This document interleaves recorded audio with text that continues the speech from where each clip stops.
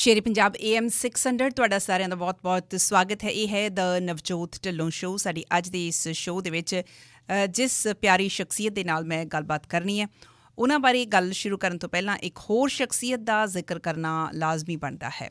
Doctor Swaiman Singh ਕੋਈ ਨਵਾਂ ਨਾਮ ਨਹੀਂ ਹੈ, ਇੱਕ ਤਰੀਕੇ ਦੇ ਨਾਲ ਨਵਾਂ ਨਾਮ ਵੀ ਹੈ, ਕੋਈ ਬਹੁਤ ਪੁਰਾਣਾ ਨਾਮ ਵੀ ਨਹੀਂ ਹੈ। ਕਾਰਨ ਇਹ ਹੈ ਕਿ ਤਕਰੀਬਨ 1.5 ਸਾਲ ਤੋਂ ਡਾਕਟਰ ਸਵੈਮਾਨ ਸਿੰਘ ਸੁਰਖੀਆਂ ਦੇ ਵਿੱਚ ਆਏ, ਜਦੋਂ ਉਹ ਭਾਰਤ ਦੇ ਵਿੱਚ ਦਿੱਲੀ ਦੇ ਜਿਹੜੇ ਬਾਰਡਰਸ ਨੇ, ਜਿੱਥੇ ਕਿਸਾਨ ਧਰਨਾ ਦੇ ਰਹੇ ਸਨ, ਕਿਸਾਨ ਮੋਰਚਾ ਲੱਗਾ ਹੋਇਆ ਸੀ, ਉੱਥੇ ਉਹ ਅਚਾਨਕ ਪਹੁੰਚਦੇ ਨੇ ਕਿਉਂਕਿ ਉਹਨਾਂ ਨੂੰ ਲੱਗਾ ਅਮਰੀਕਾ ਦੇ ਵਿੱਚ ਬੈਠੇ ਭਾਵੇਂ ਉਹ ਆਪਣੀ ਪ੍ਰੈਕਟਿਸ ਕਰ ਰਹੇ ਨੇ ਇੱਕ ਡਾਕਟਰ ਦੇ ਤੌਰ 'ਤੇ, ਦਿਲ ਦੇ ਵਿੱਚ ਕੋਈ ਉਬਾਲ ਉੱਠਿਆ ਕਿ ਨਹੀਂ, ਮੈਨੂੰ ਵੀ ਉੱਥੇ ਜਾਣਾ ਚਾਹੀਦਾ ਹੈ। ਕੁਝ ਦਿਨਾਂ ਦੇ ਲਈ ਉੱਥੇ ਗਏ। ਉਸ ਤੋਂ ਬਾਅਦ 1 ਮਹੀਨਾ, 2 ਮਹੀਨੇ ਅਤੇ ਕਈ ਮਹੀਨੇ ਬੀਤ ਗਏ, ਸਾਲ ਬੀਤ ਗਿਆ। ਆਖਿਰਕਾਰ ਉਸ ਮੋਰਚੇ ਦੀ ਜਿੱਤ ਹੋ ਗਈ ਅਤੇ ਉਸ ਤੋਂ ਬਾਅਦ ਜਿੰਨਾ ਪਿਆਰ ਡਾਕਟਰ ਸਵੈਮਾਨ ਨੂੰ ਉੱਥੇ ਦੇ ਲੋਕਾਂ ਨੇ ਦਿੱਤਾ, ਨਾ ਸਿਰਫ ਪੰਜਾਬ ਦੇ ਲੋਕਾਂ ਨੇ, ਪੰਜਾਬ ਤੋਂ ਬਾਹਰ ਬੈਠੇ ਲੋਕਾਂ ਨੇ ਵੀ ਦਿੱਤਾ। ਡਾਕਟਰ ਸਵੈਮਾਨ ਸਿੰਘ ਨੂੰ ਲੱਗਿਆ ਕਿ ਨਹੀਂ, ਅਮਰੀਕਾ ਦੇ ਨਾਲੋਂ ਇਸ ਵੇਲੇ ਉਹਨਾਂ ਦੀ ਜ਼ਰੂਰਤ ਉੱਥੇ ਜ਼ਿਆਦਾ ਹੈ। ਮਨ ਦੇ ਵਿੱਚ ਇਹ ਚੀਜ਼ ਆਈ ਕਿ ਵੀ ਮੈਂ ਤਾਂ ਜਿਸ ਹਿਸਾਬ ਦੇ ਨਾਲ ਲੋਕ ਮੈਨੂੰ ਪਿਆਰ ਦੇ ਰਹੇ ਆ, ਰਾਤੋਂ ਰਾਤ ਸ਼ਾਇਦ ਪੰਜਾਬ ਦੀ ਨੁਹਾਰ ਬਦਲ ਸਕਦਾ ਹੈ। ਇੱਥੇ ਤੱਕ ਕਿ ਉਹਨਾਂ ਨੇ ਬਹੁਤ ਸਾਰੇ ਲੋਕਾਂ ਨੂੰ ਇਸ ਗੱਲ ਦੇ ਲਈ ਪ੍ਰੇਰ ਦਿੱਤਾ ਕਿ ਤੁਹਾਨੂੰ ਇਲੈਕਸ਼ਨਸ ਦੇ ਜ਼ਰੀਏ, ਚੋਣਾਂ ਦੇ ਜ਼ਰੀਏ ਪੰਜਾਬ ਦੇ ਵਿੱਚ ਇਹ ਜਿਹੜੀ ਚੇਂਜ ਹੈ ਉਹ ਲਿਆਉਣੀ ਚਾਹੀਦੀ ਹੈ। ਚੋਣਾਂ ਦੇ ਦੌਰਾਨ ਉਹਨਾਂ ਨੇ ਚੋਣਾਂ ਤੋਂ ਪਹਿਲਾਂ ਲਗਾਤਾਰ ਡਟ ਕੇ ਪ੍ਰਚਾਰ ਕੀਤਾ, ਪਿੰਡ-ਪਿੰਡ ਜਾ ਕੇ। ਕਿਸੇ ਖਾਸ ਪਾਰਟੀ ਦਾ ਜ਼ਿਕਰ ਨਹੀਂ ਕੀਤਾ। ਇੰਨੀ ਗੱਲ ਜ਼ਰੂਰ ਕਹੀ ਕਿ ਉਹ ਲੋਕ, ਉਹ ਕੈਂਡੀਡੇਟ ਜਿਹੜੇ ਸਾਫ਼ ਸੁਥਰੇ ਨੇ, ਜਿਹੜੇ ਇਮਾਨਦਾਰ ਨੇ, ਕੈਂਡੀਡੇਟਸ ਨੂੰ ਇਕੱਲੇ ਨੂੰ ਦੇਖ ਕੇ ਤੁਸੀਂ ਵੋਟ ਪਾਇਓ ਜੇ ਤੁਸੀਂ ਤਬਦੀਲੀ ਚਾਹੁੰਦੇ ਹੋ ਤਾਂ। ਹਾਲੇ ਤਾਂ ਚੋਣਾਂ ਦਾ ਨਤੀਜਾ ਵੀ ਨਹੀਂ ਆਇਆ ਅਤੇ ਮੈਨੂੰ ਲੱਗਦਾ ਹੈ ਕਿ ਡਾਕਟਰ ਸਵੈਮਾਨ ਸਿੰਘ ਹੁਣਾਂ ਨੇ ਆਪਣੀ ਅਗਾਂਹਲੀ ਜਿਹੜੀ ਮੰਜ਼ਿਲ ਸੀ ਉੱਧਰ ਨੂੰ ਜਿਹੜੇ ਪੈਰ ਉਹ ਚੁੱਕਣੇ ਸ਼ੁਰੂ ਕਰ ਦਿੱਤੇ। ਵਿੱਚ ਖਬਰ ਆ ਗਈ ਕਿ ਜਿਹੜਾ ਇਹ ਰੇੜਕਾ ਪੈ ਗਿਆ ਯੂਕਰੇਨ ਅਤੇ ਰਸ਼ੀਆ ਦਰਮਿਆਨ, ਉੱਥੇ ਜ਼ਰੂਰਤ ਹੈ, ਇਲਾਜ ਦੀ ਜ਼ਰੂਰਤ ਹੈ, ਲੋਕ ਜ਼ਖਮੀ ਹੋਏ ਨੇ ਜਾਂ ਬਿਮਾਰ ਨੇ, ਅਤੇ ਡਾਕਟਰ ਸਵੈਮਾਨ ਸਿੰਘ ਹੁਣਾਂ ਨੇ ਇਲੈਕਸ਼ਨ ਦੇ ਨਤੀਜੇ ਦਾ ਇੰਤਜ਼ਾਰ ਨਹੀਂ ਕੀਤਾ ਕਿ ਕੀ ਹੁੰਦਾ ਉੱਥੇ। ਯੂਕਰੇਨ ਪਹੁੰਚ ਗਏ ਅਤੇ ਅੱਜ ਕੱਲ੍ਹ ਉਹ ਯੂਕਰੇਨ ਬੈਠੇ ਨੇ। ਹੁਣ ਲੋਕ ਤਰ੍ਹਾਂ ਤਰ੍ਹਾਂ ਦੀਆਂ ਗੱਲਾਂ ਕਰ ਰਹੇ ਆ ਵੀ ਇਹ ਚੰਗਾ ਡਾਕਟਰ ਹੈ, ਇਹ ਕਿਹੋ ਜਿਹਾ ਡਾਕਟਰ ਹੈ, ਇਹਦੇ ਘਰ ਦੇ ਇਹਨੂੰ ਪੁੱਛਦੇ ਨਹੀਂ, ਇਹਦੇ ਘਰ ਦੇ ਇਹਨੂੰ ਵਾਪਸ ਆਉਣ ਲਈ ਨਹੀਂ ਕਹਿੰਦੇ। ਇੱਕ ਕੰਮ, ਦੂਸਰਾ ਕੰਮ, ਤੀਸਰਾ ਕੰਮ, ਇਹ ਬਹੁਤ ਸਾਰੇ ਸਵਾਲ ਆ ਕਈ ਲੋਕਾਂ ਦੇ ਮਨਾਂ ਦੇ ਵਿੱਚ ਆਉਂਦੇ ਆ। ਘਰ ਦੇ ਕੌਣ ਨੇ, ਪਰਿਵਾਰ ਕੌਣ ਹੈ, ਮਾਂ ਬਾਪ ਕੌਣ ਨੇ, ਕਿਸ ਹਾਲ ਦੇ ਵਿੱਚ ਨੇ। ਅੱਜ ਇਹ ਸਮਝਣ ਦੀ ਕੋਸ਼ਿਸ਼ ਕਰਨੀ ਹੈ, ਖਾਸ ਕਰਕੇ ਉਸ ਮਾਂ ਦੇ ਨਾਲ ਗੱਲਾਂ ਕਰਨੀਆਂ ਜਿਹੜੀ ਡਾਕਟਰ ਸਵੈਮਾਨ ਸਿੰਘ ਨੂੰ ਜਿਹਨੇ ਜਨਮ ਦਿੱਤਾ। ਮੈਂ ਆਪਣੇ ਨਾਲ ਅੱਜ ਟੈਲੀਫੋਨ ਲਾਈਨ ਦੇ ਉੱਤੇ ਸ਼ਾਮਿਲ ਕਰਨ ਜਾ ਰਹੀ ਹਾਂ ਡਾਕਟਰ ਸਵੈਮਾਨ ਸਿੰਘ ਹੁਣਾਂ ਦੇ ਮੰਮੀ, ਉਹਨਾਂ ਦੇ ਮਦਰ ਸੁਰਿੰਦਰ ਕੌਰ। ਸੁਰਿੰਦਰ ਕੌਰ ਹੁਣਾਂ ਦੀ ਆਪਣੀ ਜ਼ਿੰਦਗੀ ਬਾਰੇ ਅੱਜ ਗੱਲਾਂ ਕਰਨੀਆਂ, ਕਿਉਂਕਿ ਡਾਕਟਰ ਸਵੈਮਾਨ ਸਿੰਘ ਹੁਣਾਂ ਦੇ ਨਾਲ 2 ਵਾਰ ਆਪਾਂ ਇੰਟਰਵਿਊ ਕਰ ਚੁੱਕੇ ਹਾਂ, ਤੁਸੀਂ ਉਹਨਾਂ ਬਾਰੇ ਚੰਗੀ ਤਰ੍ਹਾਂ ਵਾਕਫ ਹੋ। ਪਰ ਜਿਵੇਂ ਮੈਂ ਤੁਹਾਨੂੰ ਦੱਸਿਆ ਕਿ ਅੰਤਰਰਾਸ਼ਟਰੀ ਮਹਿਲਾ ਦਿਵਸ ਕੱਲ੍ਹ ਨੂੰ ਆ ਰਿਹਾ ਹੈ। ਡਾਕਟਰ ਸਵੈਮਾਨ ਦੀ ਜ਼ਿੰਦਗੀ ਦੇ ਵਿੱਚ ਵੀ ਕੁਝ ਖਾਸ ਔਰਤਾਂ ਨੇ ਜਿਨ੍ਹਾਂ ਨੇ ਡਾਕਟਰ ਸਵੈਮਾਨ ਨੂੰ ਜੋ ਡਾਕਟਰ ਸਵੈਮਾਨ ਅੱਜ ਹੈ ਉਹ ਬਣਾਉਣ ਦੇ ਵਿੱਚ ਮਦਦ ਕੀਤੀ ਹੈ। ਉਹਨਾਂ ਦੀ ਦਾਦੀ, ਉਹਨਾਂ ਦੀ ਨਾਨੀ, ਉਹਨਾਂ ਦੀ ਆਪਣੀ ਮਾਂ, ਉਹਨਾਂ ਦੀ ਆਪਣੀ ਭੈਣ, ਉਹਨਾਂ ਦੀਆਂ ਭਾਬੀਆਂ, ਉਹਨਾਂ ਦੀ ਆਪਣੀ ਪਤਨੀ ਜਿਹੜੀ ਨਾਲ ਉਹਨਾਂ ਦਾ ਸਾਥ ਦੇ ਰਹੀ ਹੈ। ਪਰ ਸਭ ਤੋਂ ਵੱਡੀ ਭੂਮਿਕਾ ਯਕੀਨਨ ਤੌਰ ਦੇ ਉੱਤੇ ਮਾਂ ਦੀ ਹੁੰਦੀ ਹੈ। ਅੱਜ ਗੱਲ ਸ਼ੁਰੂ ਕਰਦੇ ਹਾਂ ਸੁਰਿੰਦਰ ਕੌਰ ਹੁਣਾਂ ਦੇ ਨਾਲ। ਸੁਰਿੰਦਰ ਜੀ ਆਇਆਂ ਨੂੰ, ਸਵਾਗਤ ਹੈ ਤੁਹਾਡਾ। ਸਤਿ ਸ਼੍ਰੀ ਅਕਾਲ ਜੀ, ਬਹੁਤ ਬਹੁਤ ਸਾਰਿਆਂ ਨੂੰ ਮੇਰੇ ਵੱਲੋਂ ਦਿਲ ਦੀਆਂ ਗਹਿਰਾਈਆਂ ਜੋ ਸਤਿ ਸ਼੍ਰੀ ਅਕਾਲ। ਤੁਹਾਡਾ ਕੀ ਹਾਲ ਹੈ? ਠੀਕ ਹੈ, ਪਰ ਉਹ ਧਿਆਨ ਫਿਰ ਉੱਥੇ ਹੀ ਆ ਤੇ ਕੋਈ ਦਿਨ ਰਾਤ ਉੱਥੇ ਹੀ ਰਹਿੰਦਾ। ਪਰਮਾਤਮਾ ਅੱਗੇ ਇਹੋ ਅਰਦਾਸ ਕਰਦੀ ਹਾਂ ਕਿ ਸਭ ਕੁਝ ਸਫਲ ਹੋਵੇ, ਸਰਬੱਤ ਦਾ ਭਲਾ ਹੋਵੇ ਤੇ ਉਸ ਦੇ ਨਾਲ ਹੀ ਮੇਰੇ ਪੁੱਤ ਦਾ ਵੀ ਭਲਾ ਹੋਵੇ, ਸਾਡਾ ਵੀ ਭਲਾ ਹੋਵੇ। ਮੈਂ ਸੁਰਿੰਦਰ ਜੀ ਅੱਜ ਜਿਹੜੀ ਸਾਰੀ ਗੱਲ ਕਰਨੀ ਹੈ ਉਹ ਤੁਹਾਡੇ 'ਤੇ ਕੇਂਦਰਿਤ ਰੱਖਣਾ ਚਾਹੁੰਦੀ ਹਾਂ, ਕਿਉਂਕਿ ਸਵੈਮਾਨ ਹੁਣਾਂ ਨੂੰ ਸਾਰੇ ਜਾਣਦੇ ਆ। ਸਵੈਮਾਨ ਦੇ ਮੇਰੇ ਖਿਆਲ ਹਜ਼ਾਰਾਂ ਹੀ ਇੰਟਰਵਿਊਜ਼ ਨੇ ਜਿਹੜੇ ਸੋਸ਼ਲ ਮੀਡੀਆ 'ਤੇ ਪਏ ਆ, ਪਰ ਸਵੈਮਾਨ ਦੇ ਪਿੱਛੇ ਜਿਹੜੀ ਤਾਕਤ ਹੈ, ਜਿਸ ਔਰਤ ਨੇ ਜਨਮ ਦਿੱਤਾ, ਉਹ ਔਰਤ ਕਿਹੋ ਜਿਹੀ ਹੈ, ਉਹ ਮਾਂ ਕਿਹੋ ਜਿਹੀ ਹੈ, ਇਹ ਬਹੁਤ ਲੋਕਾਂ ਦੇ ਮਨਾਂ ਦੇ ਵਿੱਚ ਸਵਾਲ ਆਉਂਦਾ। ਸੋ ਅੱਜ ਉਸ ਐਂਗਲ ਤੋਂ ਤੁਹਾਡੇ ਨਾਲ ਮੈਂ ਗੱਲਾਂ ਕਰਨੀਆਂ। ਜੇ ਸ਼ੁਰੂਆਤ ਮੈਂ ਇੱਥੋਂ ਹੀ ਕਰਾਂ ਕਿ ਤੁਹਾਡੇ ਘਰ ਦੇ ਵਿੱਚ ਜਿਹੜਾ ਮਾਹੌਲ ਹੈ, ਜੇ ਥੋੜ੍ਹੀ ਜਿਹੀ ਤੁਸੀਂ ਉਹਦੇ ਬਾਰੇ ਜਾਣਕਾਰੀ ਦੇ ਸਕੋ ਕਿ ਕਿਹੋ ਜਿਹੇ ਪਰਿਵਾਰ ਦੇ ਵਿੱਚੋਂ ਹੈ ਸਵੈਮਾਨ? ਅਸਲ 'ਚ ਸਵੈਮਾਨ ਵੀ ਪਹਿਲਾਂ ਬਾਕੀ ਬੱਚੇ ਜਿਸ ਤਰ੍ਹਾਂ ਬੱਚੇ ਆ, ਮੇਰੇ ਆਪਣੇ 3 ਬੱਚੇ ਆ, ਮੇਰੇ ਦਿਓਰਾਂ ਦੇ ਬੱਚੇ, ਸਾਡੀ ਜੁਆਇੰਟ ਫੈਮਿਲੀ ਆ, ਮੇਰੇ ਹਸਬੈਂਡ ਹੋਣੀ 5 ਭਰਾ 3 ਭੈਣਾਂ, 5 ਭਰਾ ਇਕੱਠੇ ਸੀ, ਇਕੱਠੇ ਆ। ਤੇ ਉਹ ਸਾਰੇ ਬੱਚੇ ਵੀ ਸਾਡੇ ਇਕੱਠੇ ਹੀ ਪੜ੍ਹਦੇ ਸੀਗੇ Amritsar Khalsa college public school ਦੇ, ਖਾਲਸਾ ਕਾਲਜ ਦੇ ਸਾਹਮਣੇ ਅਸੀਂ ਰਹਿੰਦੇ ਸੀਗੇ। ਮੈਂ ਯੂਨੀਵਰਸਿਟੀ 'ਚ ਜੌਬ ਕਰਦੀ ਸੀ ਤੇ ਇਹ 8 ਬੱਚੇ ਜਿਹੜੇ ਇਕੱਠੇ ਹੀ ਸਕੂਲ ਜਾਂਦੇ ਸੀ, ਇਕੱਠੇ ਹੀ ਇਹ ਪੜ੍ਹਦੇ ਸੀ, ਇਕੱਠੇ ਰਹਿੰਦੇ ਸੀ, ਇਕੱਠੇ ਖੇਡਦੇ ਸੀ। ਬਾਹਰ ਇਹਨਾਂ ਨੂੰ ਲੋੜ ਨਹੀਂ ਸੀ ਪੈਂਦੀ ਕਿ ਕੋਈ ਹੋਰ ਇਹਨਾਂ ਦੇ ਨਾਲ ਫਰੈਂਡਸ਼ਿਪ ਕਰਨ ਜਾਂ ਗਲੀਆਂ ਦੇ ਵਿੱਚ ਜਾਣ ਜਾਂ ਕਿਤੇ ਗਰਾਊਂਡ ਵਿੱਚ ਜ਼ਰੂਰ ਜਾਂਦੇ ਸੀ, ਪਰ ਘਰ ਦੇ ਵਿੱਚ ਸਾਰੇ ਇਕੱਠੇ ਡਿਵੈਲਪ ਹੋਏ। ਉਸ ਦੇ ਵਿੱਚ ਇਹ ਸੀਗਾ ਵੀ ਜਦੋਂ ਇਹਨਾਂ ਦੇ ਦਾਦਾ ਜੀ ਤਾਂ ਬਹੁਤ ਛੇਤੀ ਚਲੇ ਗਏ, ਪਰ ਜਿੰਨਾ ਚਿਰ ਉਹ ਰਹੇ ਉਹ ਇਕੱਠਿਆਂ ਨੂੰ ਬਿਠਾ ਕੇ ਸਮਝਾਉਂਦੇ ਸੀ, ਪ੍ਰੈਕਟੀਕਲੀ ਵੀ ਵੇਖਦੇ ਸੀ ਬੱਚੇ ਕਿ ਉਹਨਾਂ ਦੀ ਲਾਈਫ ਕਿਹੋ ਜਿਹੀ ਆ। ਸਾਡੇ ਘਰ ਲੋਕਾਂ ਦਾ ਬਹੁਤ ਜ਼ਿਆਦਾ ਆਉਣ ਜਾਣ ਸੀ, ਜਦੋਂ ਪਿੰਡ ਜਾਂਦੇ ਸੀਗੇ ਤੇ ਪਿੰਡ ਵੇਖਦੇ ਸੀ ਕਿ ਸਾਰਾ ਦਿਨ ਹੀ ਸਾਡੇ ਘਰ ਲੋਕ ਆਉਂਦੇ ਸੀ। ਪਾਪਾ ਜੀ ਸਾਡੇ ਜਿਹੜੇ ਮੇਰੇ ਫਾਦਰ ਇਨ ਲਾ, ਉਹ ਲੋਕਾਂ ਦੇ ਵਿੱਚ ਬੈਠਦੇ ਸੀ, ਲੋਕਾਂ ਦੀਆਂ ਬਹੁਤ ਸਹਿਜ ਨਾਲ ਗੱਲਾਂ ਸੁਣਦੇ ਸੀ। ਇਹ ਨਹੀਂ ਸੀਗਾ ਵੀ ਉਹਨਾਂ ਨੂੰ ਕੋਈ ਕਾਹਲੀ ਹੁੰਦੀ ਸੀ, ਸਿਰਫ ਉਹ ਲੋਕਾਂ ਲਈ ਸੀ, ਉਹ ਕੋਈ ਜੌਬ ਨਹੀਂ ਸੀ ਕਰਦੇ, ਬਸ 24 ਘੰਟੇ ਹੀ ਉਹ ਪਿੰਡ ਦੇ ਸਰਪੰਚ ਹੋਣ ਦੇ ਨਾਤੇ ਪਿੰਡ 'ਚ ਹੀ ਰਹਿੰਦੇ ਸੀ ਤੇ ਲੋਕਾਂ ਵਾਸਤੇ ਸਮਰਪਿਤ ਸੀ। ਉਸਦੇ ਨਾਲ ਇਹ ਵੀ ਵੇਖਦੇ ਸੀਗੇ ਕਿ ਕਿਸ ਤਰ੍ਹਾਂ ਦੀਆਂ ਉਹਨਾਂ ਦੀਆਂ ਜਿਹੜੀਆਂ ਗਤੀਵਿਧੀਆਂ ਆ, ਕਿੱਦਾਂ ਉਹ ਪਿੰਡ ਦੇ ਲੋਕਾਂ ਨਾਲ ਗੱਲਬਾਤ ਕਰਦੇ ਆ, ਕਿੱਦਾਂ ਉਹ ਲੋਕਾਂ ਨੂੰ ਉਹਦੇ ਮਸਲੇ ਸੁਲਝਾਉਂਦੇ ਆ ਜਾ ਕੇ।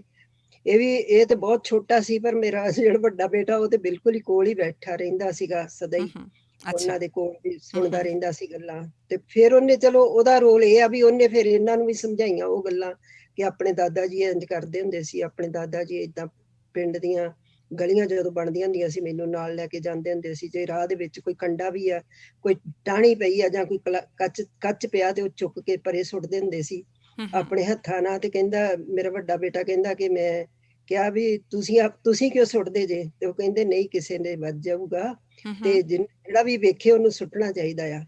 ਸੋ ਉਹ ਗੱਲਾਂ ਜਿਹੜੀਆਂ ਉੱਪਰੋਂ ਲੈ ਕੇ ਥੱਲੇ ਤੱਕ ਆ ਜਾਂਦੀਆਂ ਕਿ ਭੈਣ ਭਰਾ ਵੀ ਫਿਰ ਇੱਕ ਦੂਸਰੇ ਨੂੰ ਏਦਾਂ ਹੀ ਸਮਝਾਉਂਦੇ ਆ ਕਿ ਕਿਉਂਕਿ ਬਾਹਰ ਜਾ ਕੇ ਕੋਈ ਇਹਨਾਂ ਨੂੰ ਏਦਾਂ ਦੀ ਟਰਬਲ ਨਾ ਆਵੇ, ਕਿ ਉਹਨਾਂ ਨੂੰ ਘਰ ਦੇ ਵਿੱਚ ਹੀ ਏਦਾਂ ਟੀਚ ਕੀਤਾ ਜਾਵੇ ਕਿ ਸਾਂਝੀਵਾਲਤਾ ਦਾ ਜਿਹੜਾ ਆਪਣਾ ਪੈਗਾਮ ਆ, ਜਾਂ ਸਾਂਝੀਵਾਲਤਾ ਸਿਖਾਈ ਜਾਵੇ ਕਿ ਕਿੱਦਾਂ ਇਕੱਠਿਆਂ ਰਹਿਣਾ ਆਪਾਂ। ਅੱਛਾ, ਜਿਸ ਵੇਲੇ ਇੱਕ ਮਾਂ ਦੀ ਗੱਲ ਹੁੰਦੀ ਆ ਸਾਡੀ ਕਮਿਊਨਿਟੀ ਦੇ ਵਿੱਚ, ਮਾਂ ਦੇ ਉੱਤੇ ਬਹੁਤ ਵਾਰੀ ਸਵਾਲ ਉੱਠਦੇ ਆ। ਮਾਂ ਦੀ ਮਮਤਾ ਦੀ ਗੱਲ ਵੀ ਹੁੰਦੀ ਹੈ।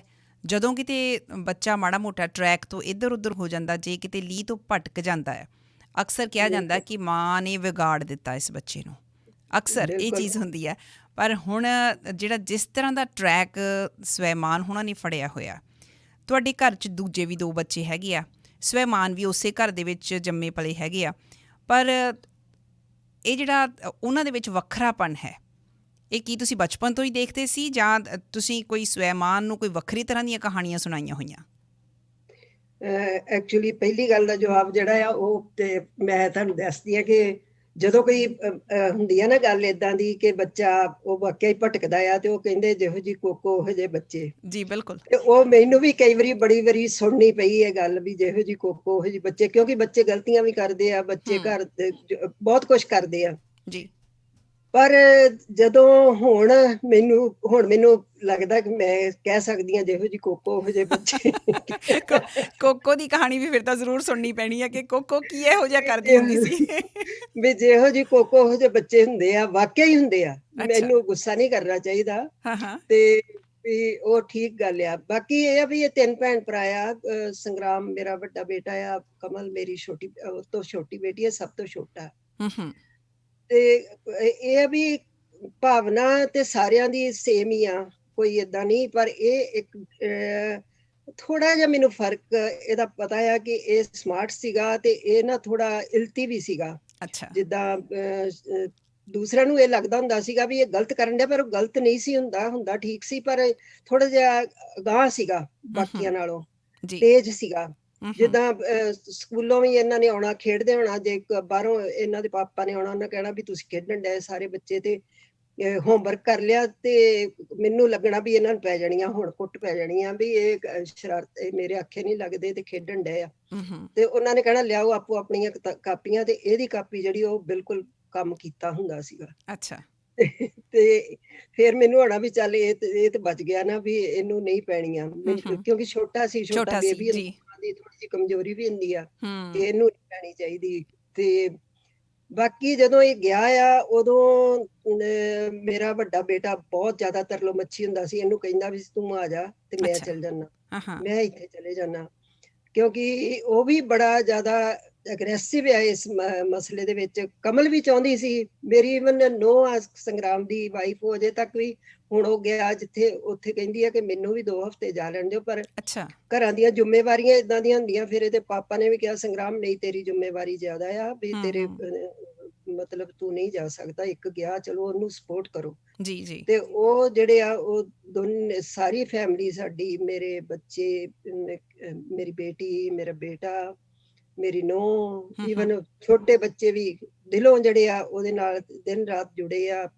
ਮੇਰਾ ਪੋਤਰਾ ਜਿਹੜਾ ਪੋਤਰੀ ਆ, ਉਹ ਛੋਟੇ ਜਿਹੇ ਆ, ਤੇ ਉਹ ਆਉਂਦੇ ਮੈਨੂੰ ਕਹਿਣਗੇ ਸਵੈਮਨ ਚਾਚਾ ਜੀ ਨਾਲ ਗੱਲ ਹੋਈ, ਸਵੈਮਨ ਚਾਚਾ ਜੀ ਦਾ ਕੀ ਹਾਲ ਆ। ਜੀ ਜੀ। ਤੇ ਸਾਰੇ ਅਸੀਂ ਦਿਨ ਰਾਤ ਜਿਹੜੇ ਆ ਉਹਦੇ ਨਾਲ ਜੁੜੇ ਆ। ਬਾਕੀ ਇਹ ਆ ਵੀ ਉਹ ਇੱਕ ਜਣਾ ਹੀ ਜਿਹੜਾ 24 ਆਵਰ ਆ, ਉਹ ਇੱਕ ਜਣਾ ਹੀ ਘਰ ਚੋਂ ਨਿਕਲ ਕੇ ਕਰ ਸਕਦਾ ਆ। ਤੇ ਸੁਰਿੰਦਰ ਜੀ, ਇੱਕ ਗੱਲ ਸੁਣਦੇ ਹੁੰਦੇ ਸੀ ਅਸੀਂ ਜਦੋਂ ਦੀ ਸੁਰਤ ਸੰਭਾਲੀ ਆ, ਗੱਲ ਹੁੰਦੀ ਸੀ ਕਹਿਣਾ ਕਿ ਜੇ ਭਗਤ ਸਿੰਘ ਦੀਆਂ ਕਹਾਣੀਆਂ ਜਿੰਨੀਆਂ ਮਰਜ਼ੀ ਸੁਣਾਈ ਜਾਓ, ਭਗਤ ਸਿੰਘ ਸਾਡੇ ਘਰ 'ਚ ਪੈਦਾ ਨਾ ਹੋਵੇ, ਗੁਆਂਢੀਆਂ ਦੇ ਘਰ ਹੋ ਜਾਵੇ, ਕਿਸੇ ਹੋਰ ਦੇ ਘਰ ਪੈਦਾ ਹੋ ਜਾਵੇ।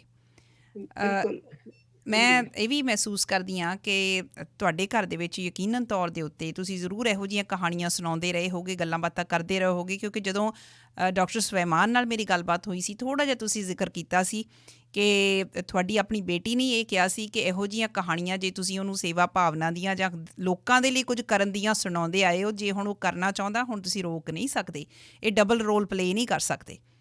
ਬਿਲਕੁਲ, ਹਾਂਜੀ, ਕਿਉਂਕਿ ਆਪਾਂ ਚਾਹੁੰਦੇ ਹੁੰਦੇ ਆ ਨਾ ਕਿ ਸਾਡਾ ਬੱਚਾ ਚੰਗਾ ਬਣੇ, ਚੰਗਾ ਇਨਸਾਨ ਬਣੇ।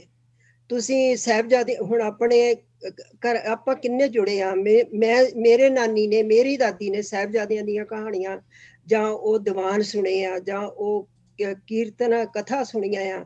ਆਪਾਂ ਈਵਨ ਰੋਣ ਲੱਗ ਜਾਂਦੇ ਸੀ ਜਦੋਂ ਉਹ ਸੁਣਦੇ ਸੀਗੇ।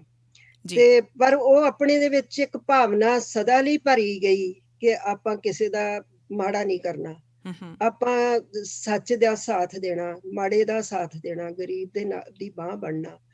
ਉਹ ਜਿਹੜੀਆਂ ਉਹ ਇਸੇ ਤਰ੍ਹਾਂ ਹੀ ਸਾਡੇ ਵੀ ਦਿਮਾਗ ਦੇ ਵਿੱਚ ਸੀ, ਵੱਡਿਆਂ ਦੇ ਪਰਿਵਾਰ ਦੇ ਵਿੱਚ, ਕਿ ਇਹ ਬੱਚੇ ਜਿਹੜੇ ਆ ਇਹ ਚੰਗੇ ਇਨਸਾਨ ਬਣਨ, ਇਹ ਕਿਸੇ ਗਰੀਬ ਦੀ ਬਾਂਹ ਫੜਨ, ਇਹ ਕਿਸੇ ਮਦਦਗਾਰ ਦੀ ਮਦਦ ਕਰਨ। ਤੇ ਉਹ ਆਪਾਂ ਸ਼ੁਰੂ ਤੋਂ ਇਹਨਾਂ ਨੂੰ ਚੰਗੇ ਪਾਸੇ ਹੀ ਲਾਇਆ। ਤੇ ਵਾਕਿਆ ਹੀ ਸਾਡੇ ਘਰ ਕਰਤਾਰ ਸਿੰਘ ਸਰਾਭਾ ਦੀ ਫੋਟੋ ਲੱਗੀ ਸਪੈਸ਼ਲੀ, ਇਹ ਤੇ ਇੰਡੀਆ ਤੋਂ ਆਪ ਲੈ ਕੇ ਆਇਆ ਸੀਗਾ।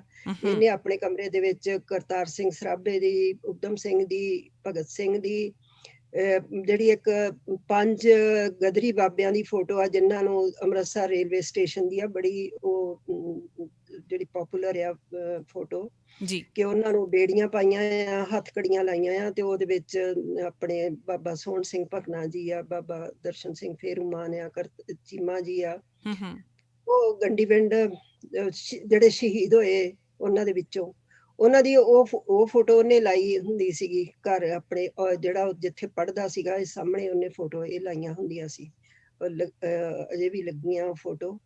ਸੋ ਘਰ ਦੇ ਵਿੱਚ ਮਾਹੌਲ ਜਿਹੜਾ ਸੀ, ਜੇ ਉਹ ਇਸ ਤਰ੍ਹਾਂ ਦਾ ਸੀ, ਤਾਂ ਇਹੋ ਜਿਹੀਆਂ ਕਹਾਣੀਆਂ ਦੇ ਵਿੱਚ ਉਹਨਾਂ ਦੀ ਰੁਚੀ ਬਣੀ, ਹੈ ਨਾ? ਕਿਉਂਕਿ ਤੁਸੀਂ ਕਹਾਣੀਆਂ ਸੁਣਾਉਣੀਆਂ ਸ਼ੁਰੂ ਕੀਤੀਆਂ, ਸ਼ੁਰੂਆਤ ਤੁਹਾਡੇ ਵੱਲੋਂ ਹੋਈ। ਕਿਉਂਕਿ ਅੱਜ ਮੈਂ ਤੁਹਾਡਾ ਇੱਕ ਮਦਰ ਦਾ ਜਿਹੜਾ ਰੋਲ ਹੈ, ਮੈਂ ਉਹਨੂੰ ਸਮਝਣ ਦੀ ਕੋਸ਼ਿਸ਼ ਕਰ ਰਹੀ ਹਾਂ, ਅਤੇ ਇਹਦੇ ਪਿੱਛੇ ਜਿਹੋ ਜਿਹੀ ਮਦਰ ਤੁਸੀਂ ਬਣੇ, ਉਹਦੇ ਪਿੱਛੇ ਵੀ ਜ਼ਰੂਰ ਕੋਈ ਕਹਾਣੀ ਹੋਊਗੀ। ਤੁਹਾਡੀ ਕਹਾਣੀ ਤੁਹਾਡੀ ਜ਼ੁਬਾਨੀ ਸੁਣਨੀ ਹੈ। ਸੁਰਿੰਦਰ ਜੀ, ਮੈਂ ਤੁਹਾਡੇ ਬਾਰੇ ਜਾਣਨਾ ਚਾਹੁੰਦੀ ਹਾਂ ਕਿ ਅੱਜ ਤੁਸੀਂ ਇੱਕ ਬਹੁਤ ਮਜ਼ਬੂਤ ਔਰਤ ਦੇ ਤੌਰ 'ਤੇ ਉੱਭਰੇ ਹੋ, ਪਰ ਜਦੋਂ ਤੁਸੀਂ ਇੱਕ ਛੋਟੀ ਜਿਹੀ ਕੁੜੀ ਹੁੰਦੀ ਸੀ, ਮੈਂ ਉਦੋਂ ਦੀਆਂ ਗੱਲਾਂ ਤੁਹਾਡੇ ਕੋਲੋਂ ਇਸ ਕਰਕੇ ਸੁਣਨਾ ਚਾਹੁੰਦੀ ਹਾਂ। ਤੁਹਾਡਾ ਨਾਮ ਅੱਜ ਤੁਹਾਡੇ ਨਾਂ ਦੇ ਨਾਲ ਪੱਖੋ ਕੇ ਲੱਗ ਰਿਹਾ ਹੈ, ਪੱਖੋ ਕੀ ਲੱਗ ਰਿਹਾ ਹੈ, ਉਹ ਤੁਹਾਡੇ ਸਹੁਰਿਆਂ ਦਾ ਨਾਂ ਹੈ। ਕਿਸੇ ਨੂੰ ਨਹੀਂ ਪਤਾ ਕਿ ਸੁਰਿੰਦਰ ਕੌਰ ਦਾ ਆਪਣਾ ਪਿੰਡ ਕਿਹੜਾ ਸੀ, ਸੁਰਿੰਦਰ ਕੌਰ ਨੇ ਬਚਪਨ ਕਿੱਥੇ ਗੁਜ਼ਾਰਿਆ। ਥੋੜ੍ਹੀ ਜਿਹੀ ਆਪਣੀ ਬਚਪਨ ਦੀ ਬੈਕਗਰਾਊਂਡ ਦੱਸੋ। ਹਾਂਜੀ, ਮੇਰਾ ਪਿੰਡ ਜਿਹੜਾ ਨਕੋਦਰ ਆ, ਨਕੋਦਰ ਦੇ ਲਾਗੇ ਸ਼ੇਰਪੁਰ ਮੁਹੱਲਾ ਆ, ਤੇ 2 ਸਾਲ ਮੈਂ ਮਹਿਤਪੁਰ ਵੀ ਪੜ੍ਹੀ ਆ ਆਪਣੇ ਨਾਨਕੇ, ਕਿਉਂਕਿ ਮੇਰੇ ਫਾਦਰ ਆਰਮੀ 'ਚ ਸੀ। ਅੱਛਾ। ਤੇ ਮੇਰੇ ਮਦਰ ਜਿਹੜੇ ਆ ਉਹ ਛੋਟੇ ਮੇਰੇ 2 ਭੈਣ ਭਰਾਵਾਂ ਨੂੰ ਨਾਲ ਲੈ ਕੇ ਮਹਾਰਾਸ਼ਟਰ ਚਲੇ ਗਏ ਤੇ ਸਾਨੂੰ ਨਾਨਕੇ ਛੱਡ ਗਏ ਸੀ। ਅੱਛਾ। ਤੇ ਉਹ ਸੋ ਇਹ ਆ ਵੀ ਮੇਰੇ ਤੇ ਬੜਿਆਂ ਲੋਕਾਂ ਦਾ ਅਸਰ, ਜਾਂ ਮੇਰੇ ਮੈਨੇਟਰ ਕਈ ਆ ਗਾਈਡ ਜਿਨ੍ਹਾਂ ਦੇ ਮੇਰੇ ਤੇ ਛਾਪ ਆ, ਪਰ ਸਭ ਤੋਂ ਜ਼ਿਆਦਾ ਜਿਹੜੀ ਆ ਮੇਰੀ ਮਾਂ ਦੀ ਮੇਰੇ ਤੇ ਛਾਪ ਆ, ਕਿ ਮੇਰੀ ਮਾਂ ਵੀ ਜਿਹੜੀ ਆ ਉਹ ਬਹੁਤ ਅਗਾਂਹ ਵਧੂ ਖਿਆਲਾਂ ਦੀ ਸੀ ਤੇ ਬਹੁਤ ਉਹ ਪੜ੍ਹਨ ਦੇ ਸ਼ੌਕੀਨ ਸੀ, ਪਰ ਉਹਨਾਂ ਨੂੰ ਮੌਕਾ ਨਹੀਂ ਸੀ ਮਿਲਿਆ ਉਸ ਸਮੇਂ ਪੜ੍ਹਨ ਦਾ। ਜੀ। ਮੇਰੇ ਨਾਨੀ ਜੀ ਵੀ ਪੜ੍ਹਾਉਣਾ ਚਾਹੁੰਦੇ ਸੀ। ਮੇਰੇ ਨਾਨੀ ਜੀ ਉਹਨਾਂ ਨੂੰ ਕੈਰੋਂ 1947 ਤੋਂ ਪਹਿਲਾਂ ਦੀਆਂ ਗੱਲਾਂ ਆ ਇਹ, ਕਿ ਉਹ ਦਾਖਲ ਵੀ ਕਰਾਏ ਸੀਗੇ, ਪਰ ਉਹ ਘਰਦਿਆਂ ਨੇ ਜਿਹੜਾ ਉੱਥੋਂ ਸਰਗੋਧੇ ਤੋਂ ਪਾਕਿਸਤਾਨ ਤੋਂ ਇਜਾਜ਼ਤ ਨਹੀਂ ਦਿੱਤੀ ਭੇਜਣ ਦੀ ਹੋਸਟਲ ਦੇ ਵਿੱਚ। ਤੇ ਪਰ ਮੇਰੇ ਮਦਰ ਨੇ ਕਹਿਣਾ ਕਿ ਮੈਂ ਭਾਈਆਣੀ ਦੇ ਭਾਂਡੇ ਮਾਂਜ ਕੇ ਗੁਰਦੁਆਰੇ ਤੇ ਮੈਂ ਸੰਥਿਆ ਲੈ ਆਉਣੀ ਚੋਰੀ ਚੋਰੀ ਜਾ ਕੇ। ਅੱਛਾ। ਤੇ ਉਹ ਇਹ ਆ ਵੀ ਇੱਥੇ ਮੈਂ ਅਮਰੀਕਾ ਚੋਂ ਵੀ ਜੇ ਕਦੀ ਫੋਨ ਕਰਨਾ ਨਾ, ਤੇ ਮੇਰੇ ਮਦਰ ਨੇ ਮੈਨੂੰ ਦੱਸ ਦੇਣਾ ਕਿ ਅੱਜ ਲਾਲਾ ਲਾਜਪਤ ਰਾਏ ਦਾ ਸ਼ਹੀਦੀ ਦਿਨ ਆ ਤੇ ਅੱਜ ਭਗਤ ਸਿੰਘ ਦਾ ਜਨਮ ਦਿਨ ਆ। ਸਾਰੀਆਂ ਖਬਰਾਂ, ਕਿਉਂਕਿ ਉਹ ਨਿਊਜ਼ਪੇਪਰ ਸਭ ਤੋਂ ਪਹਿਲਾਂ ਘਰ ਦੇ ਵਿੱਚ ਉਹੀ ਪੜ੍ਹਦੇ ਹੁੰਦੇ ਸੀਗੇ, ਤੇ ਉਹ ਅਖਬਾਰ ਦੇ ਪੜ੍ਹਨ ਦੇ ਬਹੁਤ ਜ਼ਿਆਦਾ ਸ਼ੌਕੀਨ ਸੀਗੇ ਜੀ। ਉਹਨਾਂ ਨੂੰ ਫਿਰ ਇਹ ਸੀਗਾ ਕਿ ਮੈਂ ਆਪਣੇ ਬੱਚਿਆਂ ਨੂੰ ਜ਼ਰੂਰ ਪੜ੍ਹਾਉਣਾ ਆ, ਭਾਵੇਂ ਤੰਗ ਹੋ ਕੇ। ਅਸੀਂ 4 ਭੈਣ ਭਰਾ ਸੀਗੇ, ਇੰਨੇ ਇਕਨੋਮਿਕਲੀ ਵੀ ਅਸੀਂ ਇੰਨੇ ਜ਼ਿਆਦਾ ਸਾਊਂਡ ਨਹੀਂ ਸੀਗੇ, ਪਰ ਉਹਨਾਂ ਨੇ ਸਾਨੂੰ ਸਾਰਿਆਂ ਦਾ ਹੀ ਉਹਨਾਂ ਦਾ ਟੀਚਾ ਸੀ ਕਿ ਇਹਨਾਂ ਨੂੰ ਮਾਸਟਰ ਡਿਗਰੀਆਂ ਜ਼ਰੂਰ ਕਰਾਉਣੀਆਂ। ਅੱਛਾ। ਤੇ ਉਹ ਜੇ ਮੈਂ ਕਿਤੇ ਨਾ ਥੋੜੀ ਜਿਹੀ ਅਣਗਹਿਲੀ ਵੀ ਕਰਨੀ, ਤੇ ਉਹਨਾਂ ਕਹਿਣਾ ਵੀ ਵੇਖ ਲਾ, ਉਹ ਨਾਲਦਿਆਂ ਨੇ ਕਿਸੇ ਨੇ 5ਵੀਂ ਕਰਕੇ ਕੁੜੀ ਨੂੰ ਹਟਾ ਲਿਆ ਆ, ਕਿਸੇ ਨੇ 8ਵੀਂ ਕਰਕੇ, ਕਿਉਂਕਿ ਮਾਵਾਂ ਸੁੱਖ ਲੈਂਦੀਆਂ ਵੀ ਭਾਂਡਿਆਂ ਛੰਨਾ ਨਾਲ ਮਾਂਜਦੀਆਂ ਆ ਬੱਚੀਆਂ, ਤੇ ਮੈਂ ਤੈਨੂੰ ਵੀ ਹਟਾ ਲੈਣਾ ਆ ਜੇ ਤੂੰ ਏਦਾਂ ਨਾ ਕੀਤਾ। ਮੈਨੂੰ ਫਿਰ ਮੇਰੇ ਇੰਨਾ ਕਿ ਮੈਂ ਪੱਕੀ ਹੋ ਗਈ ਸੀ ਵੀ ਉਹ ਮੈਨੂੰ ਡਰਾਵਾ ਲੱਗਦਾ ਸੀਗਾ ਕਿ ਇਹ ਡਰਾਉਂਦੇ ਆ ਮੈਨੂੰ, ਤੇ ਮੈਨੂੰ ਪੜ੍ਹਨਾ ਚਾਹੀਦਾ। ਅੱਛਾ। ਨਹੀਂ ਤਾਂ ਲੱਗਦਾ ਸੀ ਕਿ ਭਾਂਡੇ ਧੋਣ ਲਾ ਲੈਣ ਨਾਲ। ਹਾਂਜੀ। ਅੱਛਾ। ਫਿਰ ਇਹ ਆ ਕਿ ਮੈਂ ਆਪਣਾ BA ਉੱਥੋਂ ਨਕੋਦਰ ਤੋਂ ਕੀਤੀ, ਤੇ ਮੇਰੇ ਜਿਹੜੇ ਡੈਡੀ, ਜਦੋਂ ਮੇਰੇ ਫਾਦਰ ਆਉਂਦੇ ਸੀਗੇ, ਉਹਨਾਂ ਨੂੰ ਇਹ ਬੜਾ ਹੁੰਦਾ ਸੀ ਸ਼ੌਕ ਕਿ ਮੇਰੇ ਬੱਚੇ ਜਿਹੜੇ ਆ ਨਾ ਉਹ ਸਟੇਜਾਂ ਤੇ ਵੀ ਜ਼ਰੂਰ ਬੋਲਣ। ਅੱਛਾ। ਉਹਨਾਂ ਨੇ ਆਪ ਸਾਨੂੰ ਕਵਿਤਾ ਲਿਖ ਕੇ ਦੇਣੀਆਂ, ਜਦੋਂ ਕਿਸੇ ਦੇ ਘਰ ਜਾਂ ਆਪਣੇ ਘਰ ਪਾਠ ਹੋਣਾ, ਵੀ ਤੁਸੀਂ ਜ਼ਰੂਰ ਬੋਲੋ ਤੇ ਸਾਨੂੰ ਪ੍ਰੇਰਿਤ ਕਰਨਾ। ਉਹਦੇ ਨਾਲ ਇੱਕ ਤਰ੍ਹਾਂ ਦਾ ਮੈਂ ਜਿੱਦਾਂ ਬਚਪਨ ਤੋਂ ਹੀ ਬੋਲਣ ਦਾ, ਸਟੇਜ ਤੇ ਬੋਲਣ ਦਾ ਵੀ ਮੇਰਾ ਜਿਹੜਾ ਸ਼ੌਂਕ ਵੀ ਪੂਰਾ ਹੋਇਆ, ਨਾਲ ਮੇਰਾ ਝਾਕਾ ਖੁੱਲ ਗਿਆ। ਸੋ ਘੁੱਟਵਾਂ ਮਾਹੌਲ ਨਹੀਂ ਸੀ ਘਰ ਦੇ ਵਿੱਚ, ਖੁੱਲਾ ਮਾਹੌਲ ਸੀ। ਖੁੱਲਾ ਮਾਹੌਲ ਸੀਗਾ। ਹਾਂ, ਕਈ ਥਾਵਾਂ ਤੋਂ ਜਿੱਥੋਂ ਉਹ ਸੋਚਦੇ ਹੁੰਦੇ ਸੀਗੇ ਸਿੰਪਲਿਸਿਟੀ ਤੇ ਜ਼ਿਆਦਾ ਉਹ ਫੋਕਸ ਕਰਦੇ ਹੁੰਦੇ ਸੀਗੇ ਕਿ ਸਿੰਪਲ ਰਹਿਣਾ ਆ, ਆਪਣਾ ਕਿਸ ਤਰੀਕੇ ਨਾਲ ਤੁਰਨਾ ਫਿਰਨਾ ਬਹਿਣਾ ਕਿਸ ਤਰ੍ਹਾਂ, ਕਿਉਂਕਿ ਤੁਹਾਨੂੰ ਪਤਾ ਹੀ ਹੈ ਮਾਹੌਲ ਜਿਹੜਾ ਆ ਕੁੜੀਆਂ ਲਈ ਕਿਸ ਤਰ੍ਹਾਂ ਦਾ ਹੁੰਦਾ ਆ ਕਿ ਉਹਨਾਂ ਨੂੰ ਇਹ ਵੀ ਡਰ ਹੁੰਦਾ ਮਾਪਿਆਂ ਨੂੰ ਕਿ ਸਾਨੂੰ ਕੁਝ ਸੁਣਨਾ ਨਾ ਪਵੇ, ਕਾਲਜ ਜਾਂਦੀ ਆ ਜਾਂ ਇਹ ਬਾਹਰ ਜਾਂਦੀ ਆ, ਤੇ ਉਹ ਘਰੋਂ ਹੀ ਸਮਝਾ ਕੇ ਇੰਨਾ ਪੱਕਿਆਂ ਕਰਕੇ ਘੱਲਦੇ ਸੀ। ਉਹ ਇੱਕ ਵਾਰੀ ਸਵੇਮਾਨ ਨੇ ਵੀ ਦੱਸਿਆ ਸੀ, ਮੇਰੀ ਮਦਰ ਕਹਿੰਦੇ ਕਿ ਮੇਰੇ ਮੱਥੇ ਤੇ ਤਿਉੜੀ, ਉਹ ਮੇਰੀ ਮਾਂ ਕਹਿੰਦੀ ਹੁੰਦੀ ਸੀ ਵੀ ਮੱਥੇ ਤੇ ਤਿਉੜੀ ਰੱਖੀ ਦੀ ਆ। ਅੱਖ ਨਾਲ ਹੀ, ਅੱਖ ਤੋਂ ਹੀ ਬੰਦਾ ਵੇਖ ਲੈਂਦਾ ਵੀ ਇਹ ਕਿਹੋ ਜਿਹਾ ਬੰਦਾ ਆ, ਵੀ ਇਹ ਜਿਹੜੀ ਆ ਇਹ ਕੁੜੀ ਲਾਗੇ ਨਹੀਂ ਕਿਸੇ ਦੇ ਵੱਲ ਏਦਾਂ ਵੇਖ, ਮਤਲਬ ਘੂਰੀ ਪਾ ਕੇ ਰੱਖਣੀ ਆ। ਉਹ ਏਦਾਂ ਦੀ ਪਰਸਨੈਲਿਟੀ ਏਦਾਂ ਦੀ ਡਿਵੈਲਪ ਕਰ ਦਿੱਤੀ। ਤੇ ਮੈਂ ਬਹੁਤ ਜਿਹੜੇ ਯੂਥ ਫੈਸਟੀਵਲ ਕੰਟੈਸਟ ਹੁੰਦੇ ਸੀ, ਡੈਕਲਾਮੇਸ਼ਨ ਕੰਟੈਸਟ ਜਾਂ ਪੋਇਟੀਕਲ ਰੈਸੀਟੇਸ਼ਨ, ਤੇ ਮੈਂ ਉਹਨਾਂ ਦੇ ਵਿੱਚ ਹਿੱਸਾ ਲੈਣਾ, ਜਾਣਾ ਹਨੇਰੇ ਸਵੇਰੇ। ਤੇ ਉਹ ਮੇਰੇ ਸਗੋਂ ਟੀਚਰਸ ਵੀ ਕਹਿੰਦੇ ਹੁੰਦੇ ਸੀ ਵੀ ਇਹਦੇ ਨਾਲ ਬਾਕੀ ਕੁੜੀਆਂ ਵੀ ਸੇਫ ਆ, ਕਿਉਂਕਿ ਮਾਸਟਰਸ ਡਿਗਰੀ ਕਰ ਸਕੇ ਫਿਰ?